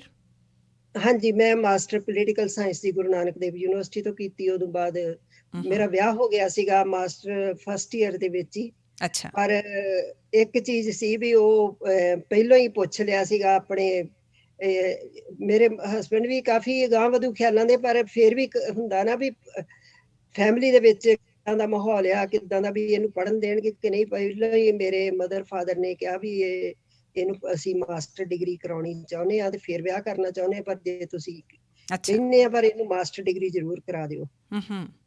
ਤੇ ਉਹ ਸੋ ਇਹ ਆ ਵੀ ਉਹ ਕੁਦਰਤੀ ਮੇਰੇ ਫਾਦਰ ਇਨ ਲਾ, ਤੇ ਉਹ ਮੇਰੇ ਮਦਰ ਫਾਦਰ ਨਾਲੋਂ ਵੀ ਅੱਗੇ ਸੀਗੇ, ਜਿਨ੍ਹਾਂ ਨੇ ਬਹੁਤ ਜ਼ਿਆਦਾ ਸਾਥ ਦਿੱਤਾ। ਮੈਨੂੰ ਮਾਸਟਰ ਡਿਗਰੀ ਤੋਂ ਬਾਅਦ ਉਹਨਾਂ ਨੇ ਬੀਲ ਵੀ ਕਰਵਾਈ, ਐਮਡੀ ਵੀ ਕਰਵਾਈ। ਫਿਰ ਮੈਂ ਉੱਥੇ ਜੌਬ ਜਿਹੜੀ ਗੁਰੂ ਨਾਨਕ ਦੇਵ ਯੂਨੀਵਰਸਿਟੀ ਚ ਲੈ ਲਈ। ਦੋ ਜਿਹੜੇ ਪ੍ਰੋਗਰੈਸਿਵ ਪਰਿਵਾਰਾਂ ਦਾ ਮੇਲ ਹੋ ਗਿਆ ਤੁਹਾਨੂੰ। ਜਿਹੜਾ ਪੇਕੇ ਪਰਿਵਾਰ ਨਾਲੋਂ ਸਹੁਰਾ ਪਰਿਵਾਰ ਹੋਰ ਵੀ ਜ਼ਿਆਦਾ ਪ੍ਰੋਗਰੈਸਿਵ, ਖੁੱਲੇ ਖਿਆਲਾਂ ਦਾ ਮਿਲਿਆ।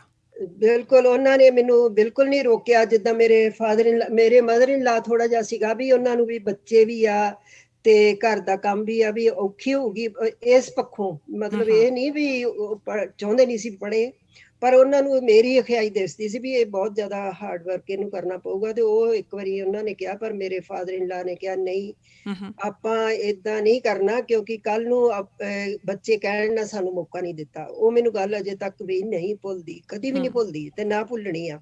ਕਿ ਉਹ ਵਾਕਿਆ ਹੀ ਜੇ ਮੌਕਾ ਨਾ ਦਿੰਦੇ ਤੇ ਮੈਂ ਕਹਿਣਾ ਸੀ ਨਾ ਮੈਨੂੰ ਮੌਕਾ ਨਹੀਂ ਮਿਲਿਆ, ਪਰ ਮੈਨੂੰ ਖੁੱਲਾ ਮੌਕਾ ਮਿਲਿਆ। ਮੈਂ ਉਹਦੇ ਵਿੱਚ ਆਪਣਾ ਪੜ੍ਹੀ ਲਿਖੀ, ਜੌਬ ਲਈ, ਬੱਚੇ ਫਿਰ ਗਾਂ ਬੱਚੇ ਪੜ੍ਹਾਏ। ਹੁਣ ਅਮਰੀਕਾ ਚ ਆ ਕੇ ਵੀ ਮੈਂ ਸੀਨੀਅਰ ਰੈਫਰੈਂਸ ਲਾਇਬ੍ਰੇਰੀਅਨ ਰਿਟਾਇਰ ਹੋਈ ਆ ਪਿਛਲੇ ਸਾਲ। ਤੇ ਉਹਦੇ ਨਾਲ ਇਹ ਵੀ ਸੀਗਾ, ਲਾਇਬ੍ਰੇਰੀ ਦੇ ਵਿੱਚੋਂ ਮੈਂ ਇਹਨਾਂ ਨੂੰ ਬੱਚਿਆਂ ਨੂੰ ਵੀ ਕਿਤਾਬਾਂ ਲਿਆ ਕੇ ਦਿੰਦੀ ਸੀ। ਮੈਨੂੰ ਆਪ ਨੂੰ ਬੜਾ ਪੜ੍ਹਨ ਦਾ ਸ਼ੌਂਕ ਹੁੰਦਾ ਸੀ। ਜਿੱਦਾਂ ਮੈਂ ਆਪ ਕਾਫੀ ਸਾਹਿਤ ਨਾਲ ਜੁੜੀ ਸੀਗੀ। ਲਿਖਦੇ ਵੀ ਹੋ ਤੁਸੀਂ? ਹਾਂਜੀ, ਲਿਖਦੀ ਵੀ ਆ ਮੈਂ। 2 ਕਿਤਾਬਾਂ ਵੀ ਪਬਲਿਸ਼ ਕਰਵਾਈਆਂ ਕਹਾਣੀਆਂ ਦੀਆਂ। ਅੱਛਾ। ਦੁੱਖਾਂ ਦੇ ਗੋੜੇ ਤੇ ਰਿਸ਼ਤੇ ਜ਼ਖਮ। ਦੁੱਖਾਂ ਦੇ ਗੋੜੇ ਮੇਰੀ ਬਿਲਕੁਲ ਹੀ ਜਿਹੜੀ ਆ ਇਮੀਗ੍ਰੈਂਟਸ ਦੀਆਂ ਕਹਾਣੀਆਂ ਆ, ਵੱਖ-ਵੱਖ ਇਮੀਗ੍ਰੈਂਟਸ ਜਿਹੜੇ ਆ।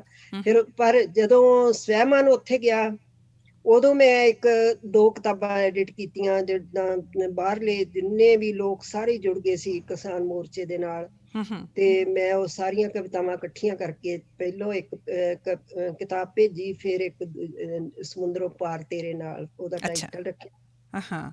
ਸੋ 2 ਕਿਤਾਬਾਂ ਹੁਣ ਰੀਸੈਂਟਲੀ ਤੁਹਾਡੀਆਂ ਹੋ ਗਈਆਂ ਪਬਲਿਸ਼?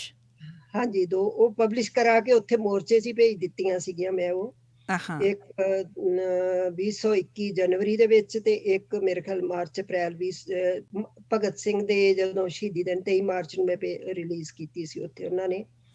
ਤੇ 2 ਕਿਤਾਬਾਂ ਉਹ ਮੇਰੀ ਮੋਟੀਵੇਸ਼ਨ ਜਿਹੜੀ ਉਹ ਸਵੈਮਾਨ ਸੀ। ਉਦਾਂ ਵੀ ਵੈਸੇ ਉਹ ਮੋਟੀਵੇਟ ਮੈਨੂੰ ਬਹੁਤ ਕਰਦਾ ਹੁੰਦਾ ਕਿ ਤੁਸੀਂ ਹੋਰ ਕੰਮ ਇੰਨਾ ਕਰਦੇ ਜੇ, ਫੇਸਬੁੱਕ ਤੇ ਲਿਖਦੇ ਜੇ, ਤੁਸੀਂ ਆਹ ਕਰਦੇ ਜੇ, ਪਰ ਜਿਹੜੀ ਜੇ ਕਿਤਾਬ ਲਿਖਦੇ ਜੇ ਉਹ ਫੋਰਐਵਰ ਤੁਹਾਡੇ ਪੋਤਰੇ ਪੋਤਰੀਆਂ ਆਉਣ ਵਾਲੀਆਂ ਜਨਰੇਸ਼ਨਸ ਲਈ ਰਹੂਗੀ। ਤੁਸੀਂ ਉਹ ਲਿਖਿਆ ਕਰੋ। ਤੇ ਉਹ ਇਸ ਤਰੀਕੇ ਨਾਲ ਮੈਂ ਸਾਹਿਤ ਨਾਲ ਵੀ ਜੁੜੀ ਆ, ਤੇ ਮੈਂ ਲਿਖਦੀ, ਪੜ੍ਹਨ ਦਾ ਸ਼ੌਂਕ ਸੀ। ਉਹੀ ਮੇਰਾ ਫਿਰ ਬੱਚਿਆਂ ਨੂੰ ਮੈਂ ਜੇ ਕੋਈ ਚੰਗੀ ਸਟੋਰੀ ਪੜ੍ਹਨੀ ਜਾਂ ਚੰਗੀ ਕੋਈ ਖਬਰ ਪੜ੍ਹਨੀ ਜਾਂ ਚੰਗਾ ਕੋਈ ਸਾਹਿਤ ਪੜ੍ਹਨਾ, ਤੇ ਉਹ ਬੱਚਿਆਂ ਨਾਲ ਮੈਂ ਜ਼ਰੂਰ ਸ਼ੇਅਰ ਕਰਦੀ ਸੀਗੀ। ਜਿਹੜੇ ਗ੍ਰੈਂਡ ਕਿਡਸ ਹੈਗੇ ਆ ਤੁਹਾਡੇ, ਆਪਣੇ ਦੋਤੇ ਪੋਤੇ ਹੈਗੇ ਆ, ਉਹਨਾਂ ਨੂੰ ਵੀ ਤੁਸੀਂ ਪੜ੍ਹਾਉਂਦੇ ਹੋ ਅੱਜ ਕੱਲ੍ਹ? ਹਾਂਜੀ, ਉਹਨਾਂ ਨੂੰ ਮੈਂ ਇੱਕ ਸਪੈਸ਼ਲ ਊੜੇ ਆੜੇ ਦੇ ਬੈਗ ਵੀ ਮੰਗਵਾ ਕੇ ਦਿੱਤੇ ਆ। ਊੜੇ ਆੜਾ ਵੀ ਮੈਂ ਉਹਨਾਂ ਨੂੰ ਕਰਾਉਣੀ, ਪੰਜਾਬੀ ਨਾਲ ਵੀ ਮੈਂ ਜੋੜਿਆ। ਇੱਥੇ ਮੈਂ ਹੁਣ ਆਪਣੇ ਬੇਟੇ ਕੋ ਆ, ਸੰਗਰਾਮ ਕੋ, ਵੱਡੇ ਕੋ। ਮੇਰਾ ਪੋਤਰਾ 12 ਸਾਲ ਦਾ, ਪੰਜਾਬੀ ਬਹੁਤ ਸੋਹਣੀ ਲਿਖ ਵੀ ਲੈਂਦਾ, ਪੜ੍ਹ ਵੀ ਲੈਂਦਾ, ਬੋਲਦਾ ਤੇ ਹੈਗਾ ਹੀ ਹੈਗਾ। ਤੇ ਛੋਟੀ ਮੇਰੀ ਪੋਤਰੀ ਆ ਊੜਾ ਆੜਾ, ਉਹਨੂੰ ਪਤਾ ਹੁੰਦਾ ਵੀ ਦਾਦੀ ਲਵ ਕਰਦੀ ਹੈ, ਤੁਸੀਂ ਪੰਜਾਬੀ ਬਹੁਤ ਲਾਈਕ ਕਰਦੇ ਜੇ। ਤੇ ਉਹ ਵੀ ਆਪਣੀ ਕਾਪੀ ਲਿਆ ਕੇ ਊੜਾ ਆੜਾ ਲਿਖ ਕੇ ਮੈਨੂੰ ਵਿਖਾਊਗੀ ਕਿ ਮੈਂ ਊੜਾ ਆੜਾ ਲਿਖਦੀ ਹਾਂ। ਸੋ ਮੈਨੂੰ ਉਹ ਵੀ ਮੇਰੇ ਕੋਲ ਰਾਤ ਨੂੰ ਕਹਾਣੀਆਂ ਜ਼ਰੂਰ ਸੁਣਦੇ ਆ, ਪਰ ਮੈਨੂੰ ਉਹੀ ਗੱਲ ਵੀ ਮੈਨੂੰ ਡਰ ਬਹੁਤ ਲੱਗਦਾ। ਮੈਂ ਇਹੀ ਚੀਜ਼ ਤੁਹਾਨੂੰ ਪੁੱਛਣ ਵਾਲੀ ਸੀ ਕਿ ਇੱਦਾਂ ਦੀਆਂ ਕਹਾਣੀਆਂ ਜਿਹੜੀਆਂ ਤੁਸੀਂ ਆਪਣੇ ਬੱਚਿਆਂ ਨੂੰ ਸੁਣਾ ਦਿੱਤੀਆਂ, ਤੁਸੀਂ ਸਵੈਮਾਨ ਨੂੰ, ਤੁਸੀਂ ਸੰਗਰਾਮ ਨੂੰ, ਜਾਂ ਬੇਟੀ ਕਮਲਪ੍ਰੀਤ ਨੂੰ ਸੁਣਾ ਦਿੱਤੀਆਂ, ਹੈ ਨਾ। ਇੱਕ ਟਾਈਮ ਇਹੋ ਜਿਹਾ ਆਇਆ ਜਿਸ ਵੇਲੇ ਸਵੈਮਾਨ ਇੰਡੀਆ ਜਾਣਾ ਚਾਹੁੰਦੇ ਸੀ ਤੇ ਤੁਹਾਡਾ ਮਨ ਅੰਦਰੋਂ ਸ਼ਾਇਦ ਡਰ ਰਿਹਾ ਸੀ ਤੁਹਾਨੂੰ, ਪਰ ਇਹ ਵੀ ਪਤਾ ਲੱਗਾ ਕਿ ਮੇਰੀਆਂ ਆਪਣੀਆਂ ਕੀਤੀਆਂ ਅੱਗੇ ਆ ਰਹੀਆਂ ਜਿਵੇਂ ਤੁਸੀਂ। ਬਿਲਕੁਲ, ਮੈਂ ਇਹ 100% ਰਾਈਟ ਆ। ਹੁਣ ਵੀ ਜਦੋਂ ਮੈਂ ਉਹਨੂੰ ਗੱਲਾਂ ਸੁਣਾਉਣੀ ਆ, ਕਿਉਂਕਿ ਹੁਣ ਆਪਣਾ ਇਤਿਹਾਸ ਹੀ ਇੰਨਾ ਜ਼ਿਆਦਾ ਕੁਰਬਾਨੀਆਂ ਨਾਲ ਭਰਿਆ ਪਿਆ, ਤੁਸੀਂ ਕੀ ਸੁਣਾਓਗੇ ਉਹਨਾਂ ਨੂੰ? ਆਪਣੀ ਹਿਸਟਰੀ ਸਾਰੀ ਏਦਾਂ ਦੀ ਆ। ਤੇ ਮੈਂ ਉਹਨਾਂ ਨੂੰ ਜਦੋਂ ਸੁਣਾਉਣੀ, ਫਿਰ ਮੈਨੂੰ ਡਰ ਵੀ ਲੱਗਦਾ ਕਿ ਉਹ ਵਾਕਿਆ ਹੀ ਹੁਣ ਉਹ ਜਿੱਦਾਂ ਵਾਰ ਜ਼ੋਨ 'ਚ ਫਿਰਦਾ ਆ। ਮੈਨੂੰ ਦੂਸਰਿਆਂ ਕੋਲੋਂ ਹੀ ਪਤਾ ਲੱਗਦਾ ਵੀ ਕਿੱਥੇ ਚਲੇ ਗਿਆ, ਕਿੱਥੋਂ ਤੱਕ ਚਲੇ ਗਿਆ ਉਹ। ਤੇ ਡਰ ਤੇ ਲੱਗਦਾ ਹੀ ਆ, ਪਰ ਫੇਰ ਕਹੀਦਾ ਵੀ ਕੋਈ ਤੇ ਹੋਊਗਾ, ਕੋਈ ਤੇ ਕਰੂਗਾ, ਕਿਸੇ ਨੇ ਤੇ ਆਉਣਾ ਹੀ ਆ। ਤੇ ਮੈਂ 3-4 ਦਿਨ ਪਹਿਲਾਂ ਉਹਦੀ ਵਾਈਫ ਨਾਲ ਮੈਂ ਗੱਲ ਨਹੀਂ ਕਰ ਸਕੀ। ਫੇਰ ਮੈਂ ਉਹਨੂੰ ਕਿਹਾ, ਮੈਂ ਕਿਹਾ ਹੁਣ ਮੈਨੂੰ ਲੱਗਦਾ ਕਿ ਉਹ ਥੋੜਾ ਉਹਨੂੰ ਲੋਕ ਮਿਲ ਗਏ ਆ। ਜਦੋਂ ਇਕੱਲਾ ਹੋਵੇ ਨਾ ਫਿਰ ਜ਼ਿਆਦਾ ਤੁਹਾਨੂੰ ਘਬਰਾਹਟ ਹੁੰਦੀ ਆ ਵੀ ਉਹਨੂੰ ਅਜੇ ਕੋਈ ਮਿਲੀ ਨਹੀਂ, ਕੰਪਨੀ ਨਹੀਂ ਮਿਲੀ, ਜਾਂ ਉਹਨੂੰ ਕੋਈ ਕੰਮ ਨਹੀਂ ਮਿਲਿਆ, ਜਾਂ ਉਹ ਪਤਾ ਨਹੀਂ ਕਿੱਥੇ ਹੋਊਗਾ। ਪਰ ਜਦੋਂ ਉਹਦੀਆਂ ਵੀਡੀਓਜ਼ ਆ ਜਾਂਦੀਆਂ, ਅਸੀਂ ਵੀਡੀਓ ਹੀ ਵਾਚ ਕਰਦੇ, ਜਦੋਂ ਉਹਦੀਆਂ ਵੀਡੀਓਜ਼ ਆ ਜਾਂਦੀਆਂ ਕਿ ਉਹ ਲੋਕਾਂ ਦੇ ਵਿੱਚ ਆ, ਲੋਕਾਂ ਲਈ ਕਰ ਰਿਹਾ ਆ, ਫਿਰ ਸਾਨੂੰ ਜਿਹੜਾ ਉਹ ਧਰਵਾਸ ਹੋ ਜਾਂਦਾ, ਫਿਰ ਹੌਸਲਾ ਹੁੰਦਾ, ਫਿਰ ਸੁਰਿੰਦਰ ਜੀ ਖੁਸ਼ੀ ਵੀ ਹੁੰਦੀ। ਇਮੋਸ਼ਨਲ ਹੁੰਦੇ ਹੋ ਕਦੇ ਫੋਨ ਕਰਕੇ ਇੱਕ ਦੂਸਰੇ ਦੇ ਨਾਲ ਗੱਲਬਾਤ ਕਰਕੇ, ਜਾਂ ਹਿੰਮਤ ਹੀ ਦਿੰਦੇ ਰਹਿੰਦੇ ਹੋ? ਐਕਚੁਅਲੀ ਮੈਂ ਆਪਣੇ ਆਪ ਨੂੰ ਨਾ ਇਮੋਸ਼ਨਲ ਮੈਂ ਬਹੁਤ ਹੋ ਜਾਂਦੀ ਹਾਂ, ਪਰ ਮੈਂ ਆਪਣੇ ਆਪ ਨੂੰ ਕੰਟਰੋਲ ਕਰਕੇ ਫਿਰ ਉਹਨਾਂ ਨੂੰ ਇੰਸਪਾਇਰ ਹੀ ਕਰਦੀ ਹਾਂ, ਇਨਕਰੇਜ ਹੀ ਕਰਦੀ ਹਾਂ। ਮੈਂ ਕਦੀ ਉਹਨਾਂ ਨੂੰ ਡਿਸਕਰੇਜ ਨਹੀਂ ਕੀਤਾ। ਕਦੇ ਤੁਸੀਂ ਇਹ ਨਹੀਂ ਕਹਿੰਦੇ ਕਿ ਹੁਣ ਵਾਪਸ ਆ ਜਾ ਕਾਕਾ, ਹੁਣ ਬਹੁਤ ਹੋ ਗਿਆ? ਉਹਦੇ ਕਰੀਅਰ ਕਰਕੇ ਮੈਂ ਹੁਣ ਸੋਚਦੀ ਹਾਂ ਕਿ ਉਹ ਆਪਣਾ, ਕਿਉਂਕਿ ਉਹਦਾ ਜੇ ਇਸ ਤੋਂ ਵੀ ਜ਼ਿਆਦਾ ਜਿਹੜੇ ਆ ਉਹ ਨਾ ਕਰ ਸਕਦਾ ਆ। ਮੈਨੂੰ ਪਤਾ ਆ ਕਿ ਉਹ ਜਿੱਦਾਂ ਉੱਥੇ ਮੈਂ ਮੋਰਚੇ ਤੋਂ ਬਾਅਦ ਸੋਚਦੀ ਸੀ ਵੀ ਉਹਨੂੰ ਕਿਹਾ ਸੀਗਾ ਵੀ ਤੂੰ ਆ ਜਾ, ਮੈਂ ਟਿਕਟ ਵੀ ਭੇਜਤੀ ਸੀ ਉਹਦੀ 15 ਦਸੰਬਰ ਦੀ। ਪਰ ਉਹਨੇ ਮੋਰਚੇ ਦੇ ਵਿੱਚ ਹੀ ਇੰਨੀਆਂ ਜ਼ਿਆਦੀਆਂ ਸਫਰਿੰਗਸ ਵੇਖੀਆਂ ਸੀ, ਇੰਨਾ ਜ਼ਿਆਦਾ ਉਹ ਜੁੜ ਗਿਆ ਸੀ ਲੋਕਾਂ ਦੇ ਨਾਲ, ਇੰਨਾ ਜ਼ਿਆਦਾ ਉਹਨੂੰ ਸਿਸਟਮ ਤੇ ਚੀਚੀਆਂ ਚੜ੍ਹਦੀਆਂ ਸੀ ਕਿ ਇੰਨਾ ਸਿਸਟਮ ਗੰਦਾ ਆ, ਇੰਨੇ ਲੋਕਾਂ ਦੀ ਸਿਹਤ ਡਿਟੀਰੀਓਰਾਈਜ਼ ਆ, ਉਹਨਾਂ ਦੀ ਐਜੂਕੇਸ਼ਨ। ਆਪਾਂ ਇਹ ਸਾਰਾ ਕੁਝ ਦੇਖਿਆ। ਆਪਾਂ ਉਹ ਜਿਹੜੀ ਤੁਸੀਂ ਕਚੀਚੀਆਂ ਦੀ ਗੱਲ ਕਰ ਰਹੇ ਹੋ, ਜਿਸ ਗੱਲ ਜਿਹੜੀ ਬੇਬਸੀ ਦੀ ਗੱਲ ਸੀ, ਉਹ ਵੀ ਆਪਾਂ ਉਹਨਾਂ ਦੇ ਮੂੰਹੋਂ ਬਹੁਤ ਵਾਰੀ ਸੁਣੀ ਆ। ਪਰ ਸੁਰਿੰਦਰ ਜੀ, ਤੁਸੀਂ ਮਾਂ ਹੋਣ ਦੇ ਨਾਤੇ ਜਦੋਂ ਇਹ ਸਾਰੀਆਂ ਚੀਜ਼ਾਂ ਦੇਖਦੇ ਹੋ, ਮੈਨੂੰ ਲੱਗਦਾ ਕਿ ਕਦੇ ਕਦਾਈ ਸ਼ਾਇਦ ਤੁਹਾਡੇ ਮਨ ਦੇ ਵਿੱਚ ਇਹ ਚੀਜ਼ ਜ਼ਰੂਰ ਆਈ ਹੋਏਗੀ, ਜਦੋਂ ਹੁਣ ਤੁਸੀਂ ਬੱਚਿਆਂ ਨੂੰ ਕਹਾਣੀਆਂ ਸੁਣਾਉਣ ਦੀ ਗੱਲ ਕੀਤੀ ਆ, ਕਿ ਨਹੀਂ ਇੰਨੀ ਵੀ ਅਵੇਅਰਨੈਸ ਨਹੀਂ ਹੋਣੀ ਚਾਹੀਦੀ, ਇਹ ਵੀ ਡੇਂਜਰਸ ਹੁੰਦੀ ਹੈ। ਕਦੇ ਇੱਦਾਂ ਤਾਂ ਨਹੀਂ ਮਹਿਸੂਸ ਕੀਤਾ? ਕਦੇ ਪਛਤਾਵਾ ਹੁੰਦਾ? ਨਹੀਂ, ਏਦਾਂ ਮੈਨੂੰ ਕਦੀ ਨਹੀਂ ਹੋਇਆ, ਕਿਉਂਕਿ ਆਪਣੇ ਸਾਹਮਣੇ ਬੜੇ ਰੋਲ ਮਾਡਲ ਆ, ਬੜੇ ਬਹੁਤ ਜ਼ਿਆਦਾ। ਕਿਉਂਕਿ ਇਹ ਗੱਲ ਪਤਾ ਕੀ ਗੱਲ ਹੁੰਦੀ ਹੈ, ਜਦੋਂ ਜਿੱਥੇ ਆਪਾਂ ਇਹ ਗੱਲ ਮਹਿਸੂਸ ਕਰਦੇ ਹਾਂ ਨਾ, ਇਸ ਚੀਜ਼ ਦੇ ਨਾਲ ਨਾਲ ਸਿਰਫ ਇਹ ਸੇਵਾ ਹੀ ਨਹੀਂ ਹੈ, ਇਹਦੇ ਦੌਰਾਨ ਖਤਰੇ ਵੀ ਬਹੁਤ ਸਾਰੇ ਹੁੰਦੇ ਆ। ਜਦੋਂ ਆਪਾਂ ਉਹਨਾਂ ਖਤਰਿਆਂ ਬਾਰੇ ਸੋਚਣਾ ਸ਼ੁਰੂ ਕਰ ਦਿੰਦੇ ਹਾਂ ਨਾ, ਫਿਰ ਆਪਾਂ ਸੋਚ ਕੇ ਹੀ ਡਰ ਜਾਂਦੇ ਹਾਂ। ਫਿਰ ਕਈ ਵਾਰ ਇਹ ਚੀਜ਼ਾਂ ਲੱਗਦਾ ਕਿ ਨਹੀਂ, ਸ਼ਾਇਦ ਅਸੀਂ ਬਹੁਤ ਅਗਾਂਹ ਲੰਘ ਰਹੇ ਹਾਂ। ਮੈਂ ਤੁਹਾਡੇ ਨਾਲ ਹੋਰ ਗੱਲ ਕਰਨੀ ਹੈ, ਪਰ ਤੁਹਾਡੇ ਕੁਝ ਜਾਣਨ ਵਾਲੇ, ਤੁਹਾਨੂੰ ਕੁਝ ਪਹਿਚਾਣਨ ਵਾਲੇ ਤੁਹਾਡੇ ਨਾਲ ਗੱਲ ਵੀ ਕਰਨਾ ਚਾਹੁੰਦੇ ਆ। ਮੈਂ ਕਾਲਸ ਲੈਣੀਆਂ ਉਹਨਾਂ ਦੀਆਂ 2 ਵਜੇ ਤੋਂ ਬਾਅਦ। 6042040600 'ਤੇ ਆਪਾਂ ਕਾਲਸ ਲਵਾਂਗੇ। ਇੱਕ ਸਾਡੇ ਕੋਲ ਕਾਲਰ ਆ ਵੀ ਗਏ ਨੇ, ਇਹਨਾਂ ਦੇ ਨਾਲ ਆਪਾਂ ਗੱਲ ਕਰਦੇ ਹਾਂ। ਹੈਲੋ ਜੀ। ਹਾਂਜੀ, ਸਤਿ ਸ਼੍ਰੀ ਅਕਾਲ ਜੀ। ਸਤਿ ਸ਼੍ਰੀ ਅਕਾਲ ਜੀ। ਜਗੀਰ ਸਿੰਘ ਕਾਲੋਂ ਜੀ, ਸਵਾਗਤ ਹੈ ਤੁਹਾਡਾ। ਟੋਰਾਂਟੋ ਤੋਂ ਕਾਲ ਕਰ ਰਹੇ ਨੇ। ਸਤਿ ਸ਼੍ਰੀ ਅਕਾਲ। ਮੈਂ ਨਵਜੋਤ ਜੀ ਸੁਰਿੰਦਰ ਨੂੰ ਅਰਲੀ 70s ਤੋਂ ਜਾਣਦਾ ਹਾਂ। ਅੱਛਾ ਜੀ। ਤੇ ਇਹ ਨਕੋਦਰ ਦੇ ਉਸ ਇਲਾਕੇ ਦੀ ਜੰਮਪਲ ਆ ਜਿਹਦਾ ਬਹੁਤ ਇਨਕਲਾਬੀ ਵਿਰਸਾ ਆ, ਔਰ ਉਹਨਾਂ ਨੇ ਬੜੀਆਂ ਇਨਕਲਾਬੀ ਲਹਿਰਾਂ ਜਿਹੜੀਆਂ ਉਹਨਾਂ 'ਚ ਵੀ ਹਿੱਸਾ ਲਿਆ, ਔਰ ਬੜੇ ਇਨਕਲਾਬੀ ਪੈਦਾ ਵੀ ਕੀਤੇ ਜੀ। ਔਰ ਸੁਰਿੰਦਰ ਇੱਕ ਬਹੁਪੱਖੀ ਸ਼ਖਸੀਅਤ ਹੈ, ਔਰ ਇਹਦੇ ਅਸਾਰ ਜਿਹੜੇ ਹੈਗੇ ਆ ਉਹ ਇਹਦੇ ਕਾਲਜ ਦਿਨਾਂ ਤੋਂ ਹੀ ਦਿਸਣੇ ਸ਼ੁਰੂ ਹੋ ਗਏ ਸੀਗੇ। ਬੜੀ ਜਾਗਰੂਕ, ਚੇਤਨ ਔਰ ਬੜੀ ਦਲੇਰ, ਜਿਹੜੀ ਕਿ ਆਮ ਕੁੜੀਆਂ ਦੇ ਵਿੱਚ ਇੰਨੀ ਜਿਹੜੀ ਦਲੇਰੀ, ਇੰਨੀ ਚੇਤਨਤਾ ਉਹਨਾਂ ਦਿਨਾਂ ਦੇ ਵਿੱਚ ਘੱਟ ਹੁੰਦੀ ਆ। ਔਰ ਫਿਰ ਇਹਦੀ ਗਰੂਮਿੰਗ ਜਿਹੜੀ ਹੈਗੀ ਆ ਉਹ ਗੁਰੂ ਨਾਨਕ ਦੇਵ ਯੂਨੀਵਰਸਿਟੀ ਵਿੱਚ ਵੀ ਹੋਈ। ਜਦੋਂ ਇਹਨਾਂ ਦਾ ਗਰੁੱਪ ਇੱਕ ਵਾਰ ਤਾਂ ਜਿਹੜੀਆਂ ਚੋਣਾਂ ਆ ਉਹਨਾਂ ਵਿੱਚ ਕਾਮਯਾਬ ਨਾ ਹੋ ਸਕਿਆ। ਔਰ ਸੁਰਿੰਦਰ ਦੀ ਇਹ ਤਾਰੀਫ ਹੈਗੀ ਆ ਕਿ ਇਹਨਾਂ ਦੇ ਟੀਮ ਦੇ ਵਿੱਚ ਜਿਹੜੇ ਮੁੰਡੇ ਸੀਗੇ, ਨੌਜਵਾਨ ਸੀਗੇ, ਉਹ ਕੁਛ ਨਿਰਾਸ਼ ਵੀ ਹੋਏ, ਉਹਨਾਂ ਚੋਂ ਭਾਵੁਕ ਹੋ ਕੇ ਕੋਈ ਇੱਕ ਅੱਧਾ ਰੋ ਵੀ ਪਿਆ। ਪਰ ਸੁਰਿੰਦਰ ਨੇ ਕਿਹਾ ਨਹੀਂ, ਇਹ ਕੋਈ ਗੱਲ ਨਹੀਂ, ਅਸੀਂ ਹਾਰੇ ਨਹੀਂ ਗੇ, ਅਸੀਂ ਜਿੱਤੇ ਆ, ਅਸੀਂ ਅਗਲੀ ਵਾਰੀ ਜਿੱਤ ਪ੍ਰਾਪਤ ਕਰਾਂਗੇ। ਔਰ ਅਗਲੀ ਵਾਰੀ ਮੁੜ ਕੇ ਇਹ ਜਿਹੜੀ office bearer Guru Nanak Dev university student council ਦੀ ਬਣ ਗਈ। ਔਰ ਇਹਨੇ ਜਦੋਂ ਦੀ ਤੁਰੀ ਆ ਉਦੋਂ ਦਾ ਪਿੱਛੇ ਮੁੜ ਕੇ ਕਦੀ ਦੇਖਿਆ ਹੀ ਨਹੀਂਗਾ। ਔਰ ਹੁਣ ਵੀ ਦੇਖੋ, ਕਿਸਾਨੀ ਅੰਦੋਲਨ ਦੇ ਵਿੱਚ ਇਹਨੇ ਜਿਹੜੇ ਬਾਕੀ ਹਿੱਸੇ ਪਾਏ ਆ ਉਹ ਤੇ ਪਾਏ ਹੀ ਆ। ਇਹਨੇ 2 ਕਿਤਾਬਾਂ ਜਿਹੜੀਆਂ ਆ ਉਹ ਐਡਿਟ ਕੀਤੀਆਂ ਹੈਗੀਆਂ, ਦੱਸਿਆ ਇਹਨਾਂ ਨੇ ਹੁਣੇ ਜੀ, ਜਿਹੜੀਆਂ ਕਿਸਾਨੀ ਅੰਦੋਲਨ ਦੇ ਵਿੱਚ ਕਵਿਤਾਵਾਂ ਲਿਖੀਆਂ ਗਈਆਂ।